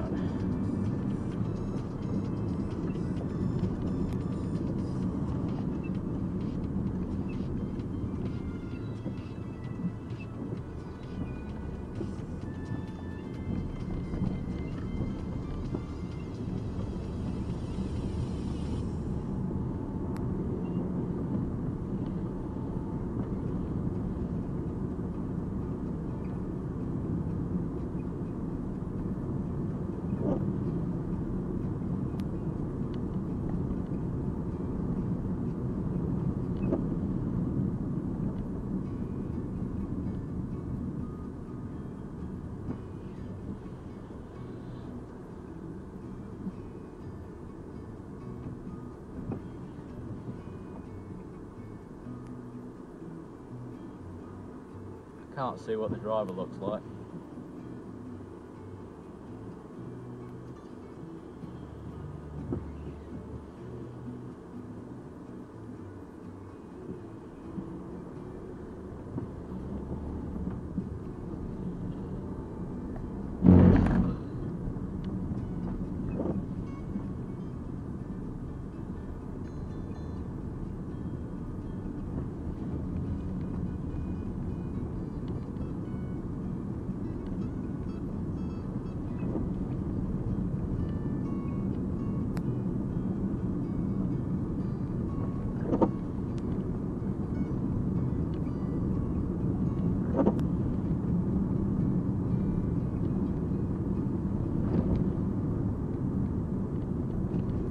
Sheeps are still out.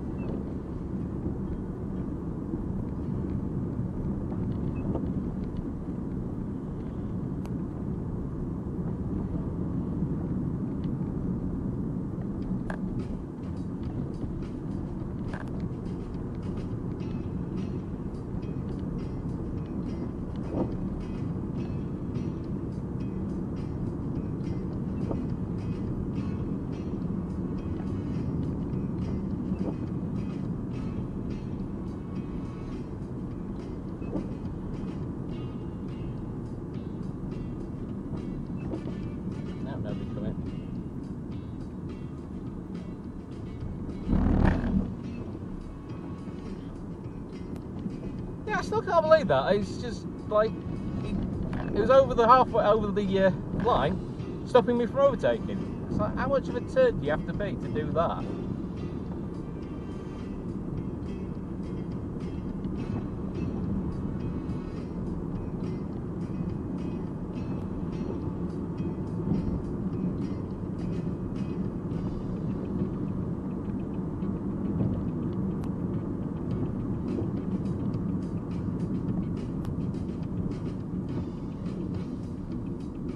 Yet again with this junction, there's vans on the left hand side.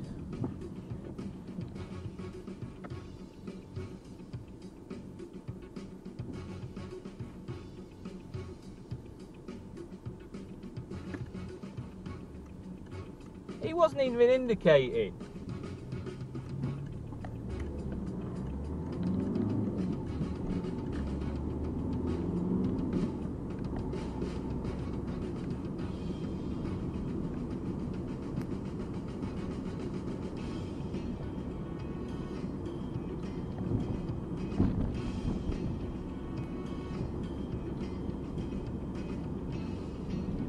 You got the devil's arse.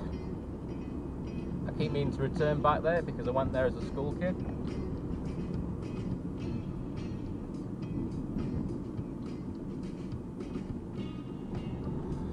What a disgusting shade of yellow.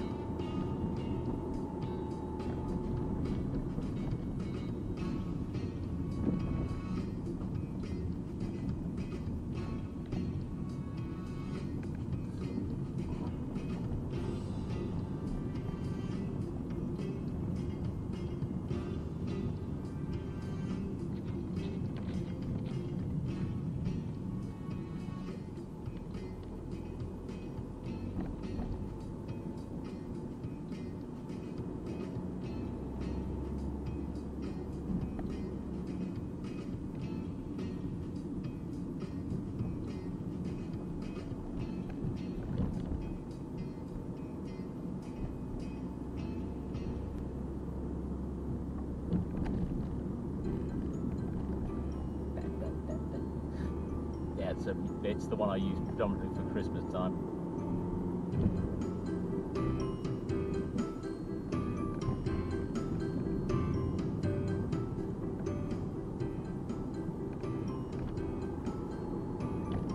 Well, they keep talking about snow in Sheffield, but thus far it's not really cold enough. It's still 10 degrees out here in the middle of the Peak District.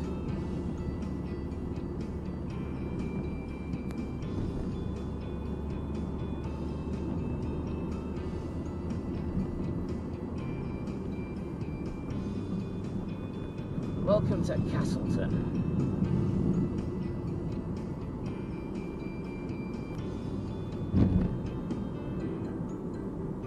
up on the hills you can't see anything like snow, so who knows, we might not see snow this side of this year.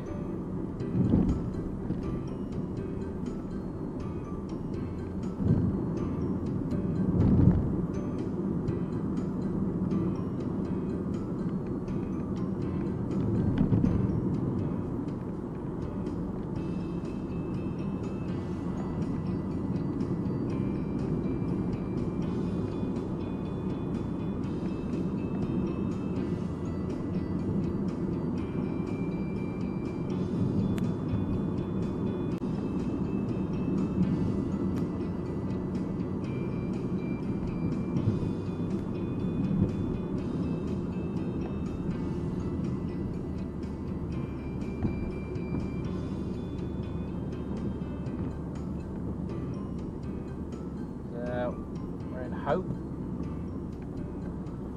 Which strikes me as a weird place to live.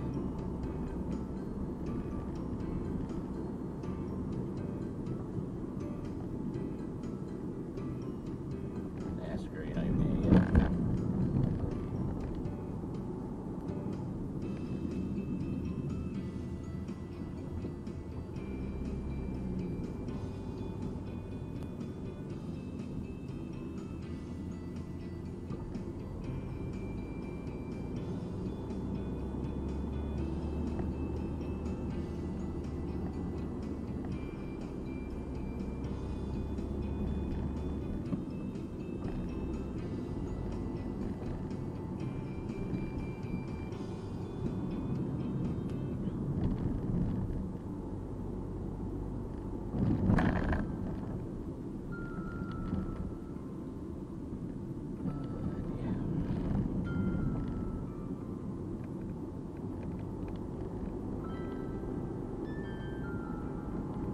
So towards the bottom of Bamford, and then through Hathersage.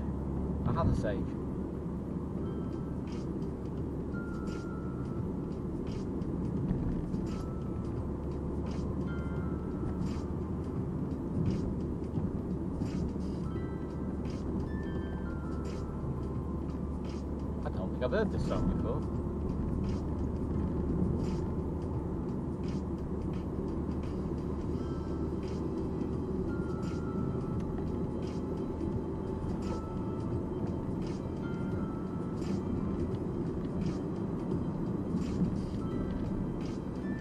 I'm trying to think of anything else about the channel and such like that. I'll try and take it further.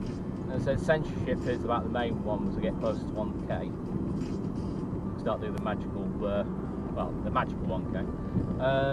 And possibly I'll try and do like live streaming for that. Which means I've got to try and get another phone mount so I can actually record it as I go along. Apparently my dash cam can do it, but I don't know how to do it. I don't know how to set it up at all.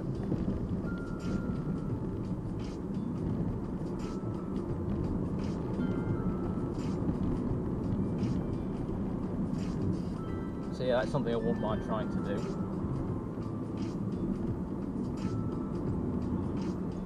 So I wouldn't mind trying to do the travelling more, especially since I've got used to the cameras that I have.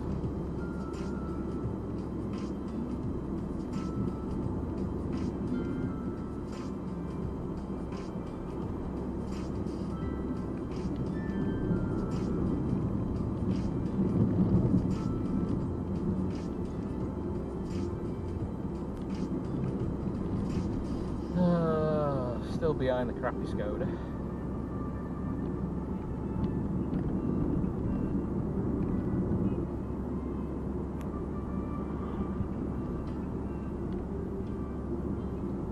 Old Rover.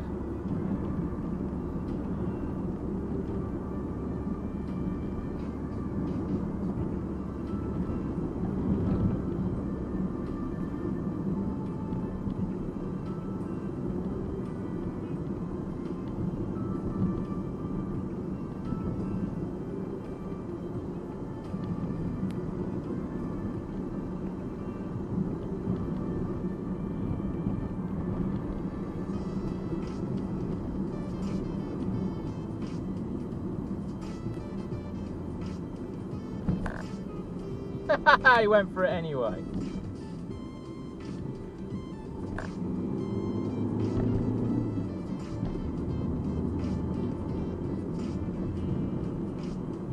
Reversing onto a main road with a van. And everyone said nope.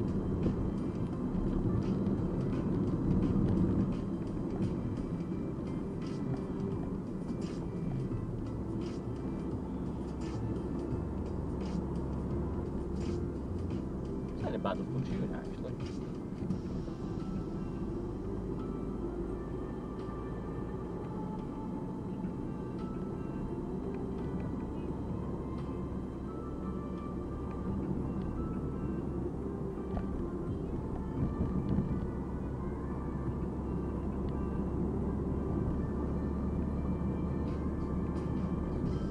Skoda, please turn left.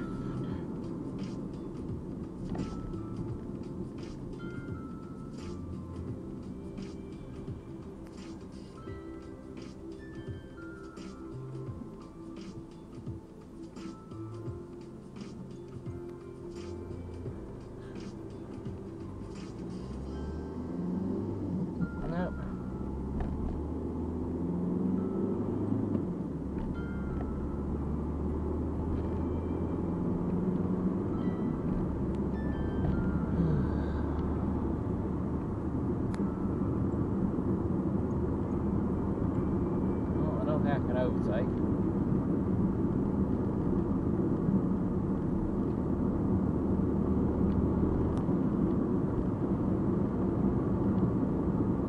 See, if this is Italy, I just try and do the overtake now and force them into the bicycle lane, because that's what Italian dash cams do.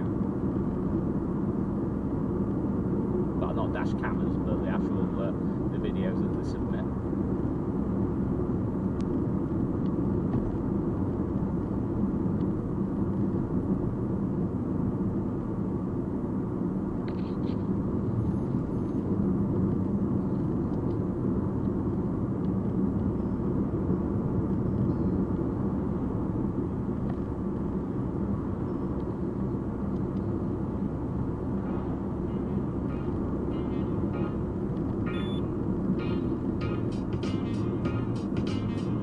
What?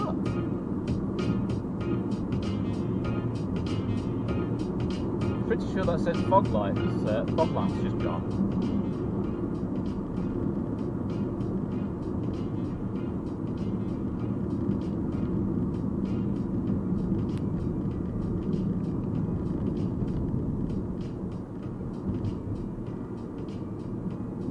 And now it's disappeared again. Have I got the same problems again? Well, the warning light's gone.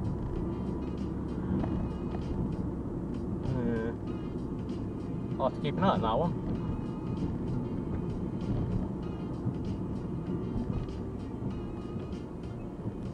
Great parking there, coach.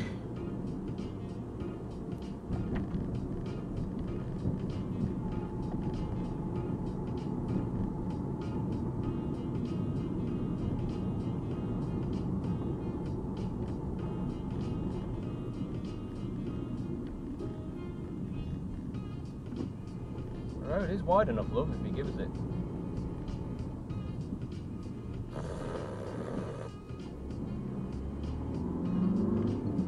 She didn't look happy, but then again, she didn't look like she was happy the rest of the time anyway.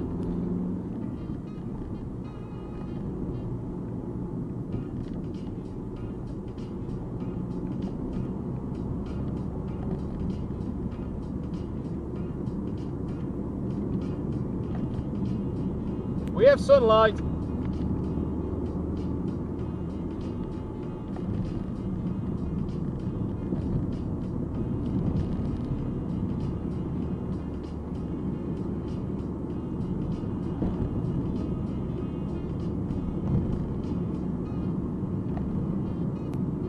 Past this crappy corner. Yep, thanks there, van. Parked illegally.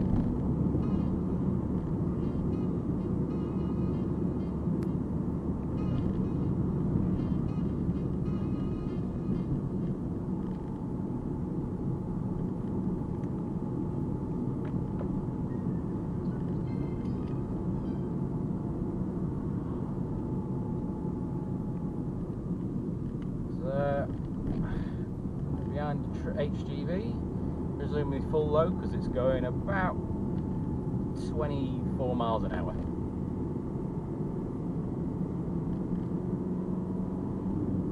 Yep, sped up.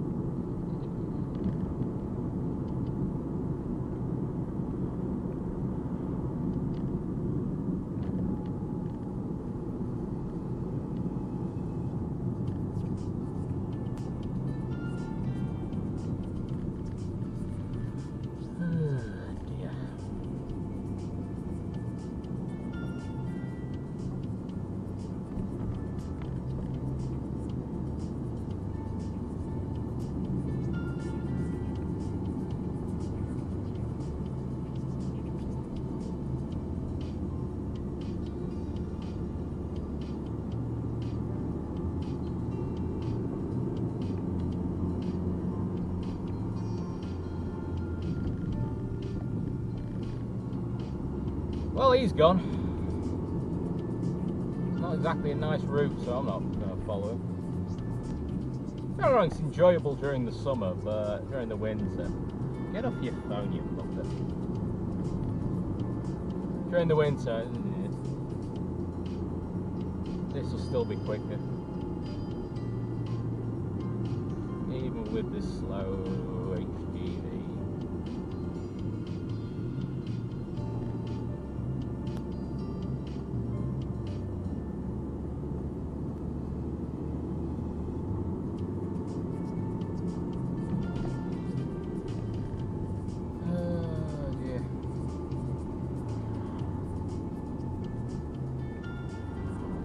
Increase me gap.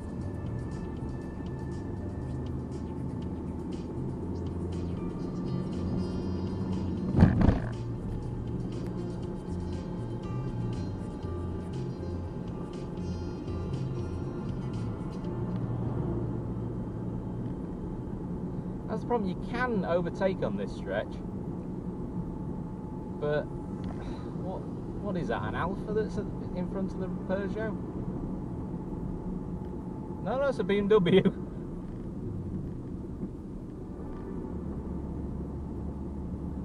Yeah, it's too close to the HGV to actually see an overtake. And his wing mirror's up as well.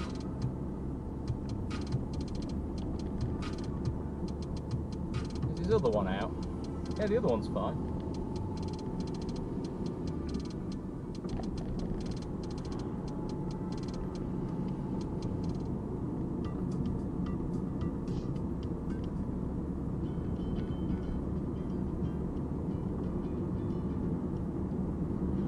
We've actually got some speed up for the time being, but we'll probably lose it by the time we get to the bottom of the hill. Wow, valley anyway.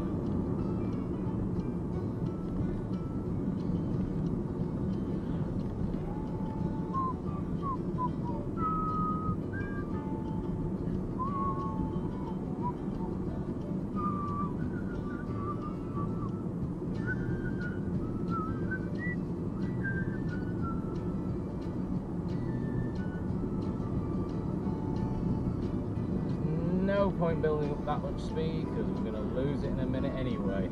That tight corner.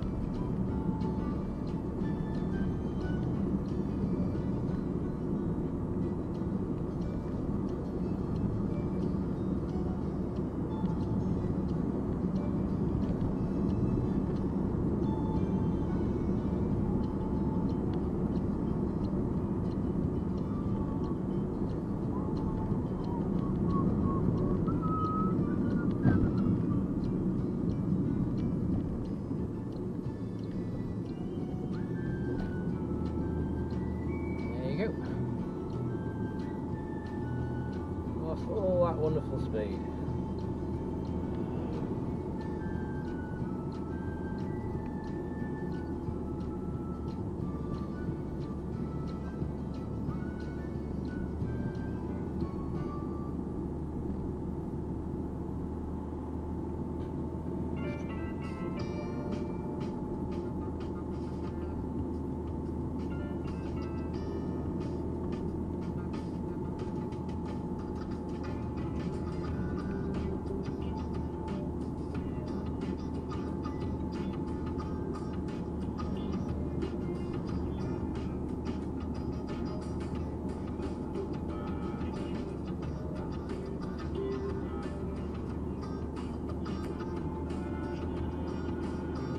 Oh, it's actually turning, so...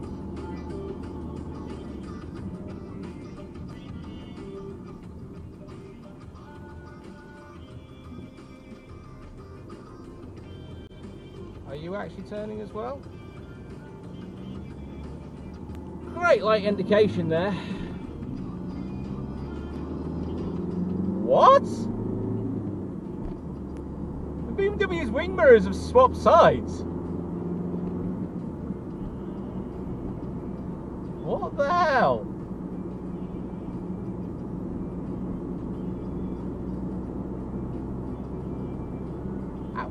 What? What kind of wiring crap is that?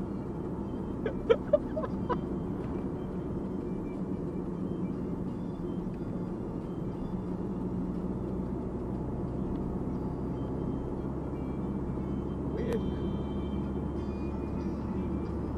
It's not me. I know the wing mirror on the right left hand side was up originally, and now it's swapped. He must have some wiring problem. He must have put his wing mirror out when he made the turn. Weird.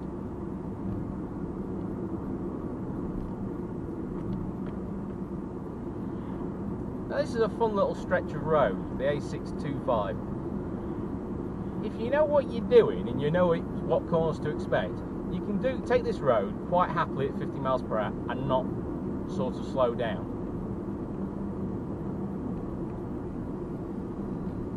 Like this one's quite a sweeping corner, and then it hits about here and it gets a bit tighter, but you can still take it at 50.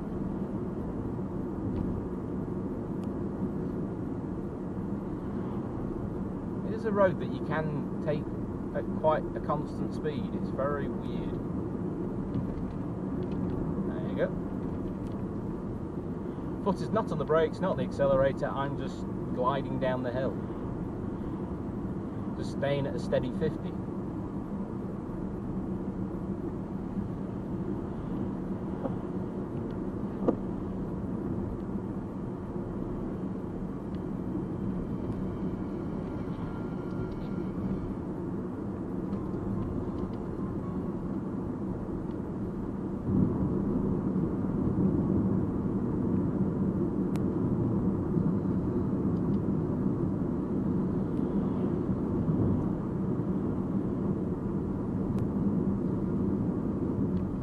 This is about the only part of the road that my foot is hovering over the brake. But again, I haven't actually slowed down. For some reason, that's natural slowing down. I don't. It's a very weird stretch of road. All I'm doing is just gliding down the road, and now I have to use my brake because he's braking.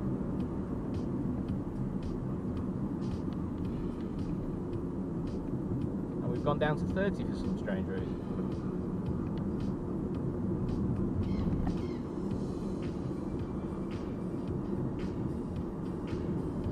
Again, I haven't used the accelerator. I had to use the brake there, but I've not used the accelerator. It's very weird.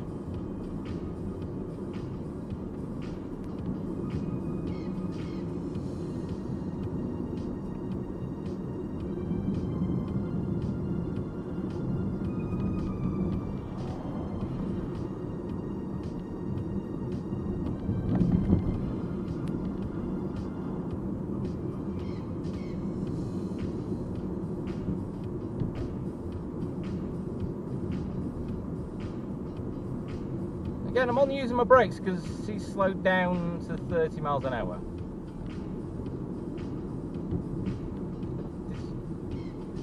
It's weird. This section probably won't appear in the compilation because it's just about speed, but it's very weird.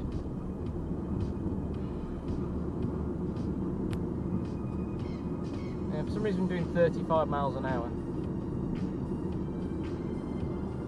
Brake for the speed camera when you're only 15 miles per hour below the speed limit.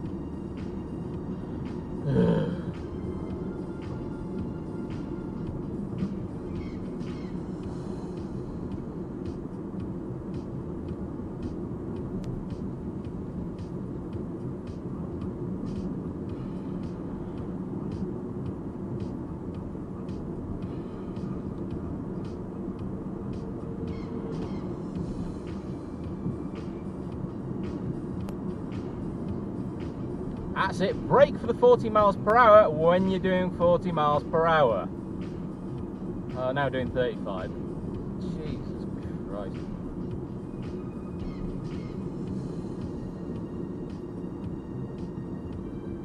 Now we're down to about 32. Now we're down to about 28. 25. 23. About 22, 23. In a 40 miles per hour zone. Yeah, now you're making it into the compilation, mate.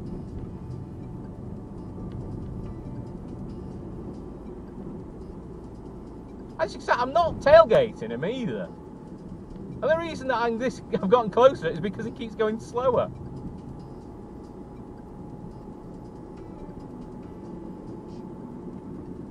I could attempt an overtake, but he hasn't got a wing mirror on this side of the car.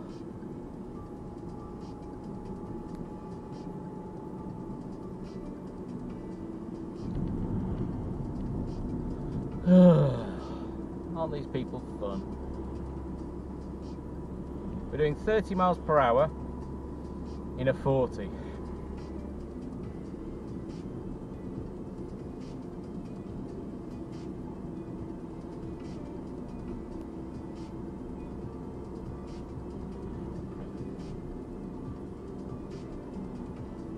That's it. Brake for a 40 miles per hour corner when you're only doing 30.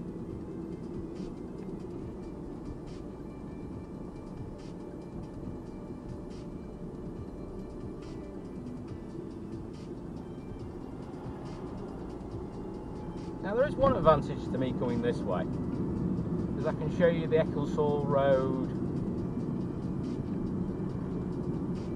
What? Why are you braking for? Is the Ecclesall Road lanes, which I showed off in a sort of dirt ponder.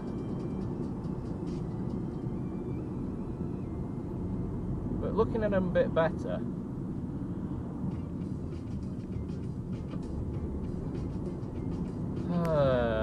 dear. Looking at the lines a bit better.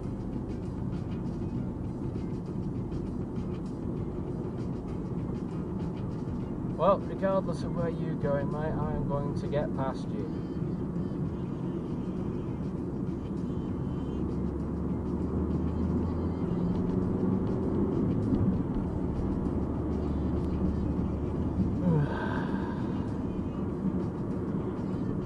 Right, as I was going to say, with these lane markings here, there is no left-hand turn lanes for those bits. There's no markers to say turn left. Yeah, turn left apart from up here, which to me says those signs mean keep right for this sort of junction, unless you're a bus.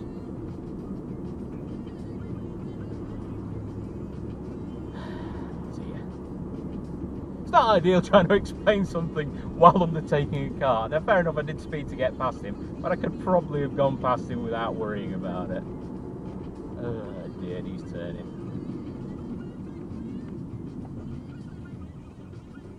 Yeah, it probably means keep right.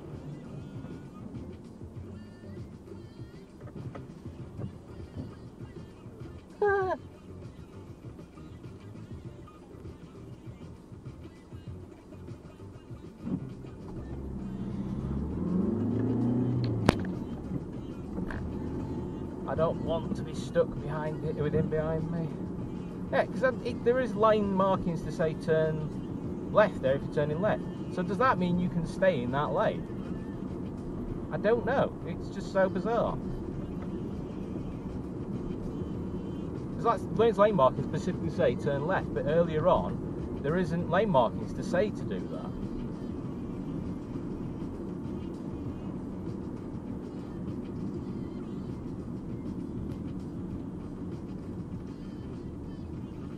So it makes me think you do have to stay right. I'm not too sure. Oh. I think I've lost the BMW. What an arse. doesn't maintain his car. By the way, that fog light, I think it's said fog light. The warning light's gone, nothing on the dashboard, so I don't know if it was the fog light. I'll have to keep an eye on it.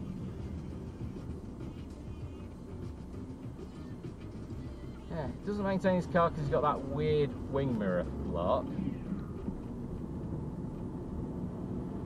And he drives it in such a way that he appears to be an idiot.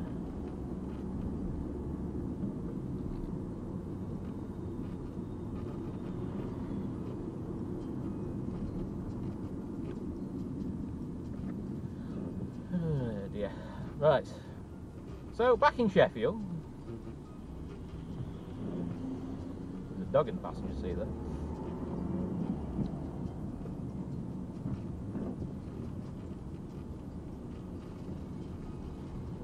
There's something about this particular area of Sheffield where it messes with my radio signal.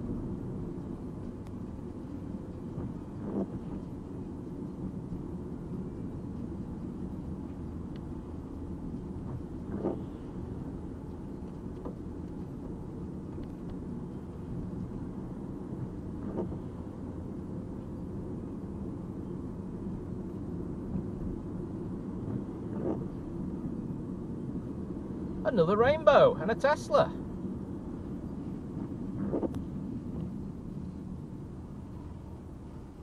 Go on.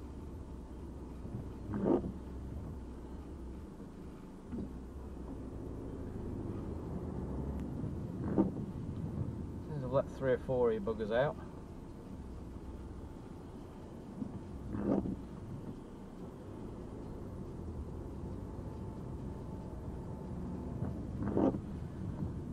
Oh dear.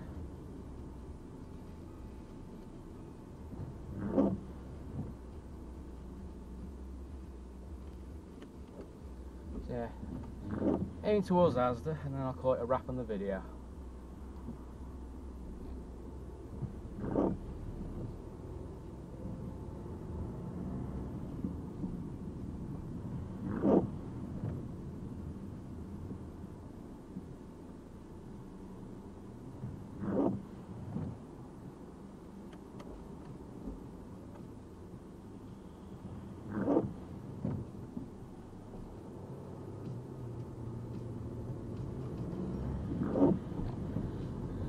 Bus lane is open.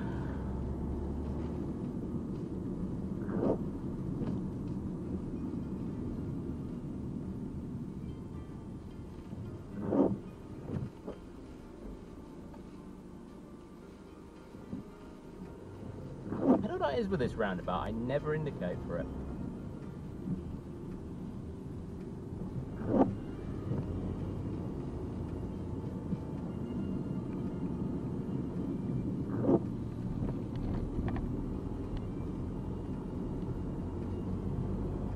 This is a long line of traffic.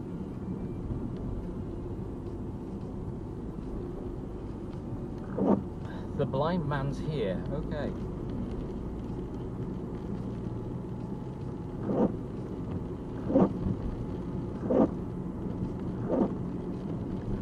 And you're on your phone, the blind man that is.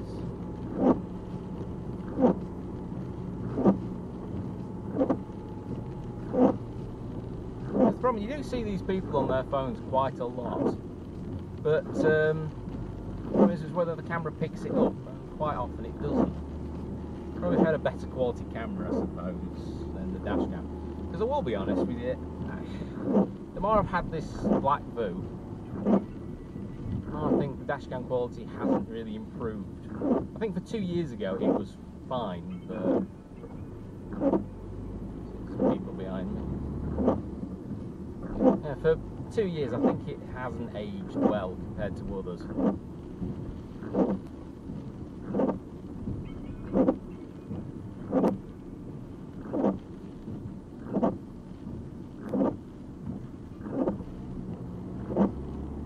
He is in his lane, just that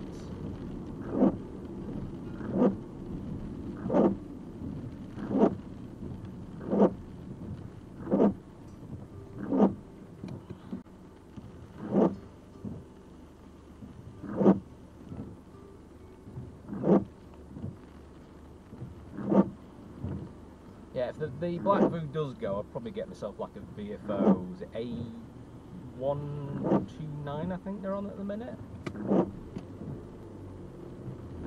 Which is basically the same what Benji's using.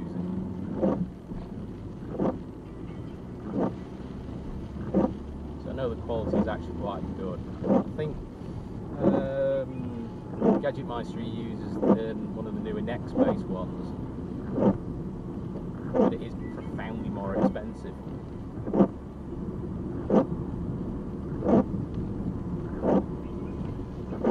Fair enough.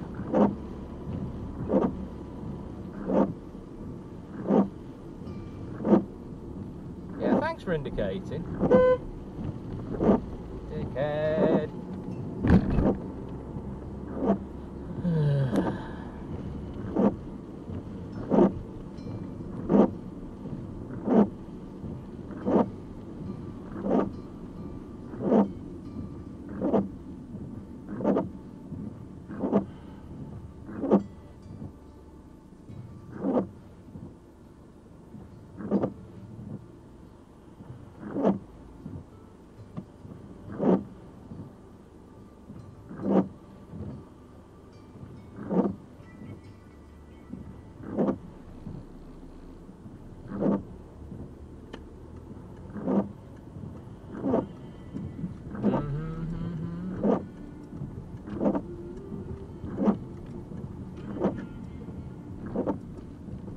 Three corners, one indication.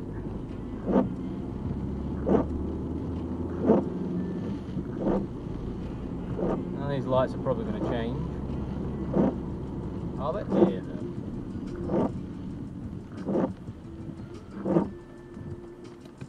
Now this is proper rain. Not that spitting we've had in Derbyshire.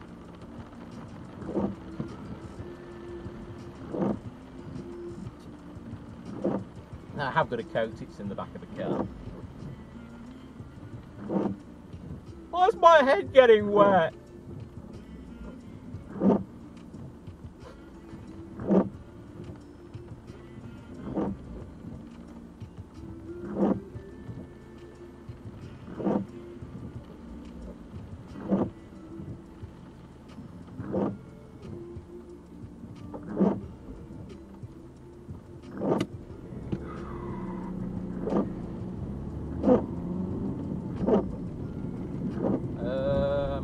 Time it is, but I'm pretty sure it's just lunchtime.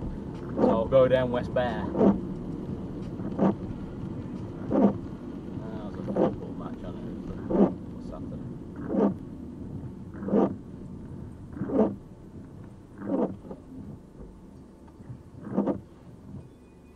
Doesn't affect me that much because I'm working tomorrow for Saturday. But I have got a Christmas party to go to.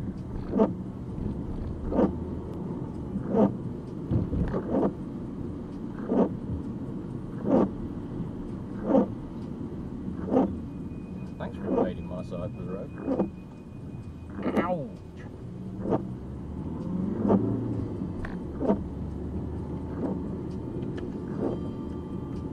Thank you.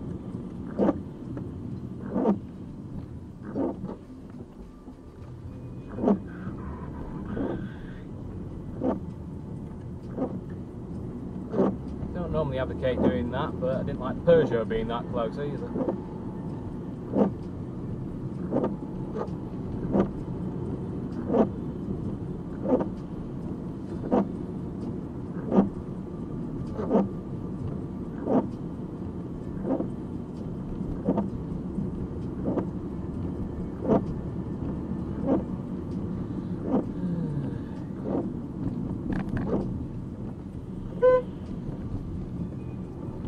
No right turn, no indicator, no cares in the world.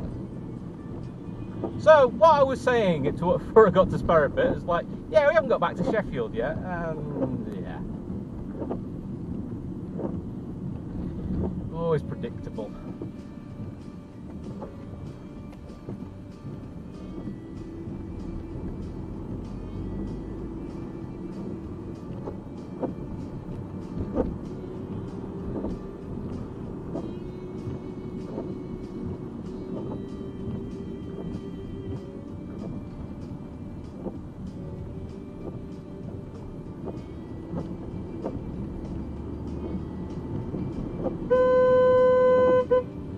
I didn't let you.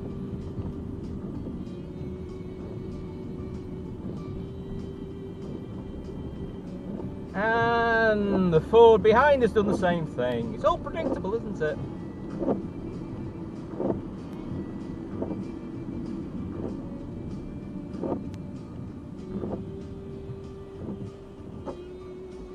Oh dear.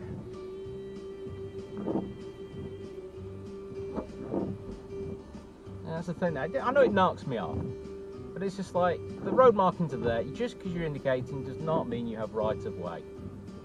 You have to be let in, and if you're not going to be let in, don't bloody do it.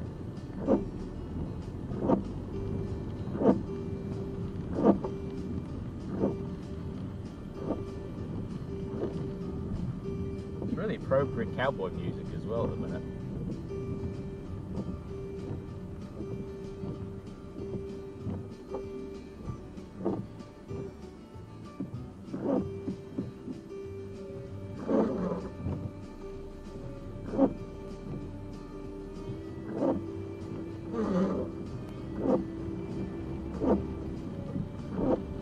One thing I will say with this section of road, because it's always a good idea, I just realised that's the van on the left hand side, for me it's usually a good idea to be in the right hand lane, because in my experience it flows quicker, because most of the time people either turn left to go down towards Spittle Hill, or they turn left for here. There you go. So this will just go more safe, things sailing towards the parkway.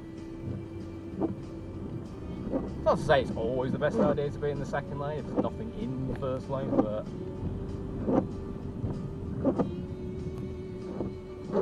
for me it usually flows a bit quicker.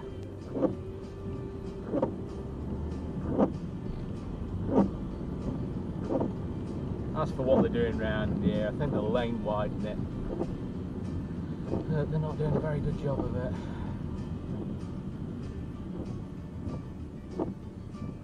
What? Are people merging into the first lane?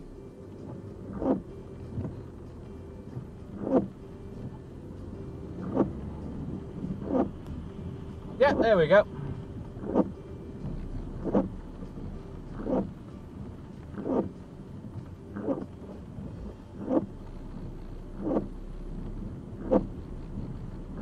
I must completely merge at the last minute. Is it going to go for a red? There you go. Twice the arse in one vehicle. There's a phrase. Twice the arse in one vehicle. Oh dear. Hey, and the Ford behind me is doing the same thing, even though it followed me. Oh dear. What a pair of arses.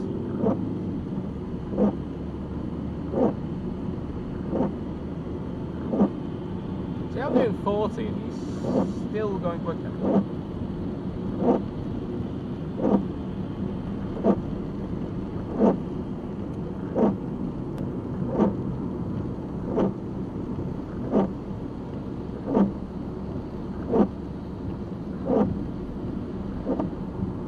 I don't mind speeding, it just has to be my choice. My choice is to screw him over.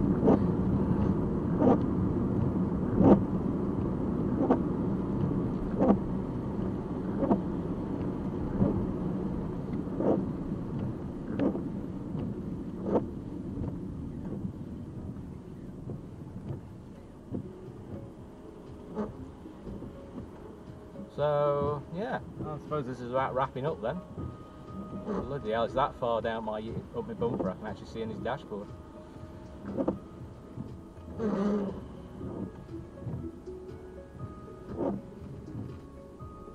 There's probably other bits that I haven't talked about that I probably should have done, but it'll come about in time.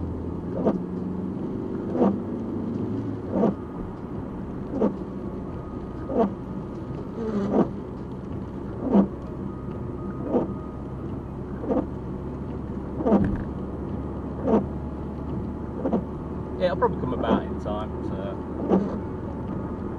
I am doing 60 again as well.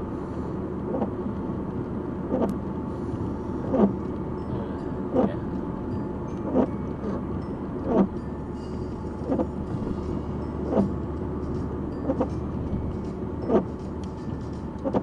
Again, as I've always said, I have no problem with people speeding as long as it's done safely. Sadly, most people don't get that idea. Like this little polo behind me. Like, I am doing 60 and he wants to try and overtake me.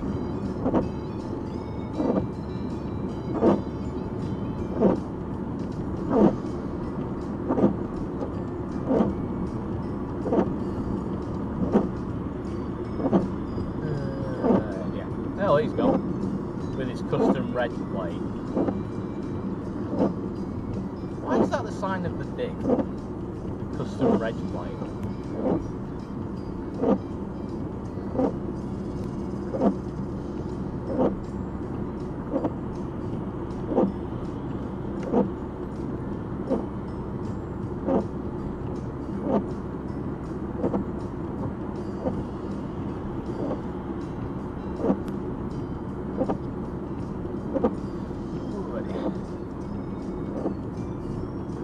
So yeah, I'm gonna go to Asda, do my shopping, see if we can find out if that was the fog light that was complaining. If it's the light that needs replacing, oh well, it'll get done. As I said, the warning light's gone off.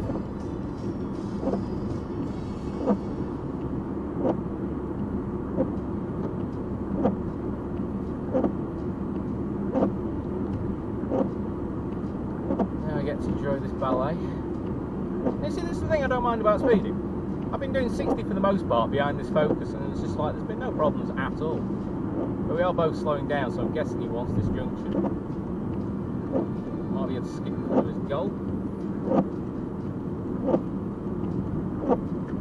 There we go. Yeah, thanks for indicating Volvo, so we knew what you were doing.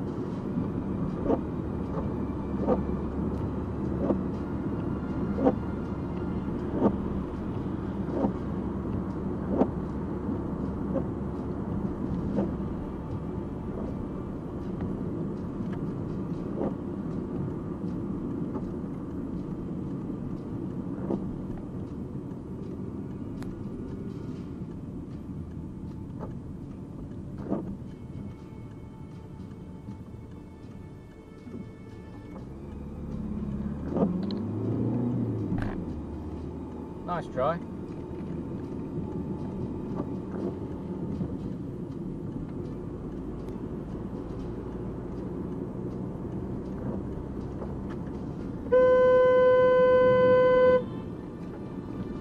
He honked his own back.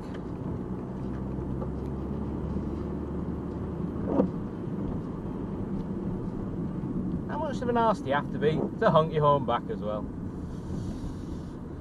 It's kind of like saying that I am an arse. Thank you for acknowledging that.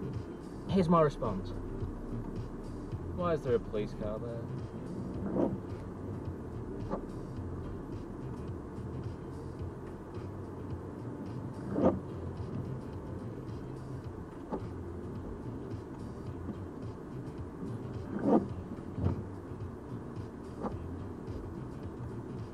It's not even Christmas yet and the park is this bloody bad.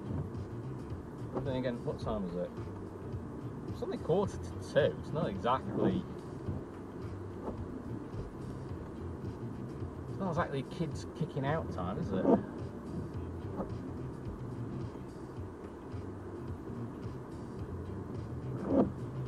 Being wet.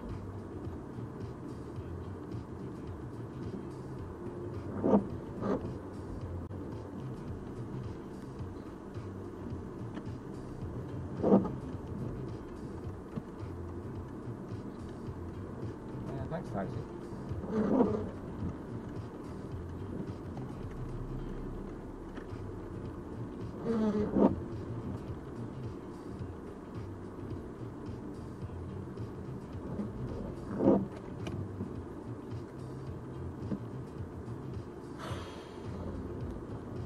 What time did I start driving?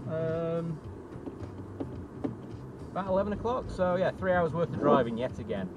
But I did learn from the editing problems from the first one, which just reminded me. I filmed it in 4K. Which meant it took hours for me to actually upload it and format it. It took about 6 hours or something for it to format, and then another 12 to upload it. It was ridiculous, just purely because there was a 4K footage, and most of it was literally in the bottom corner of the screen. So, yeah, that was a bit strange. So, hopefully this is all recorded. As I said, hopefully I've covered everything. Until next time, take care. And I'm going to see if this thing's recorded. If it hasn't, damn.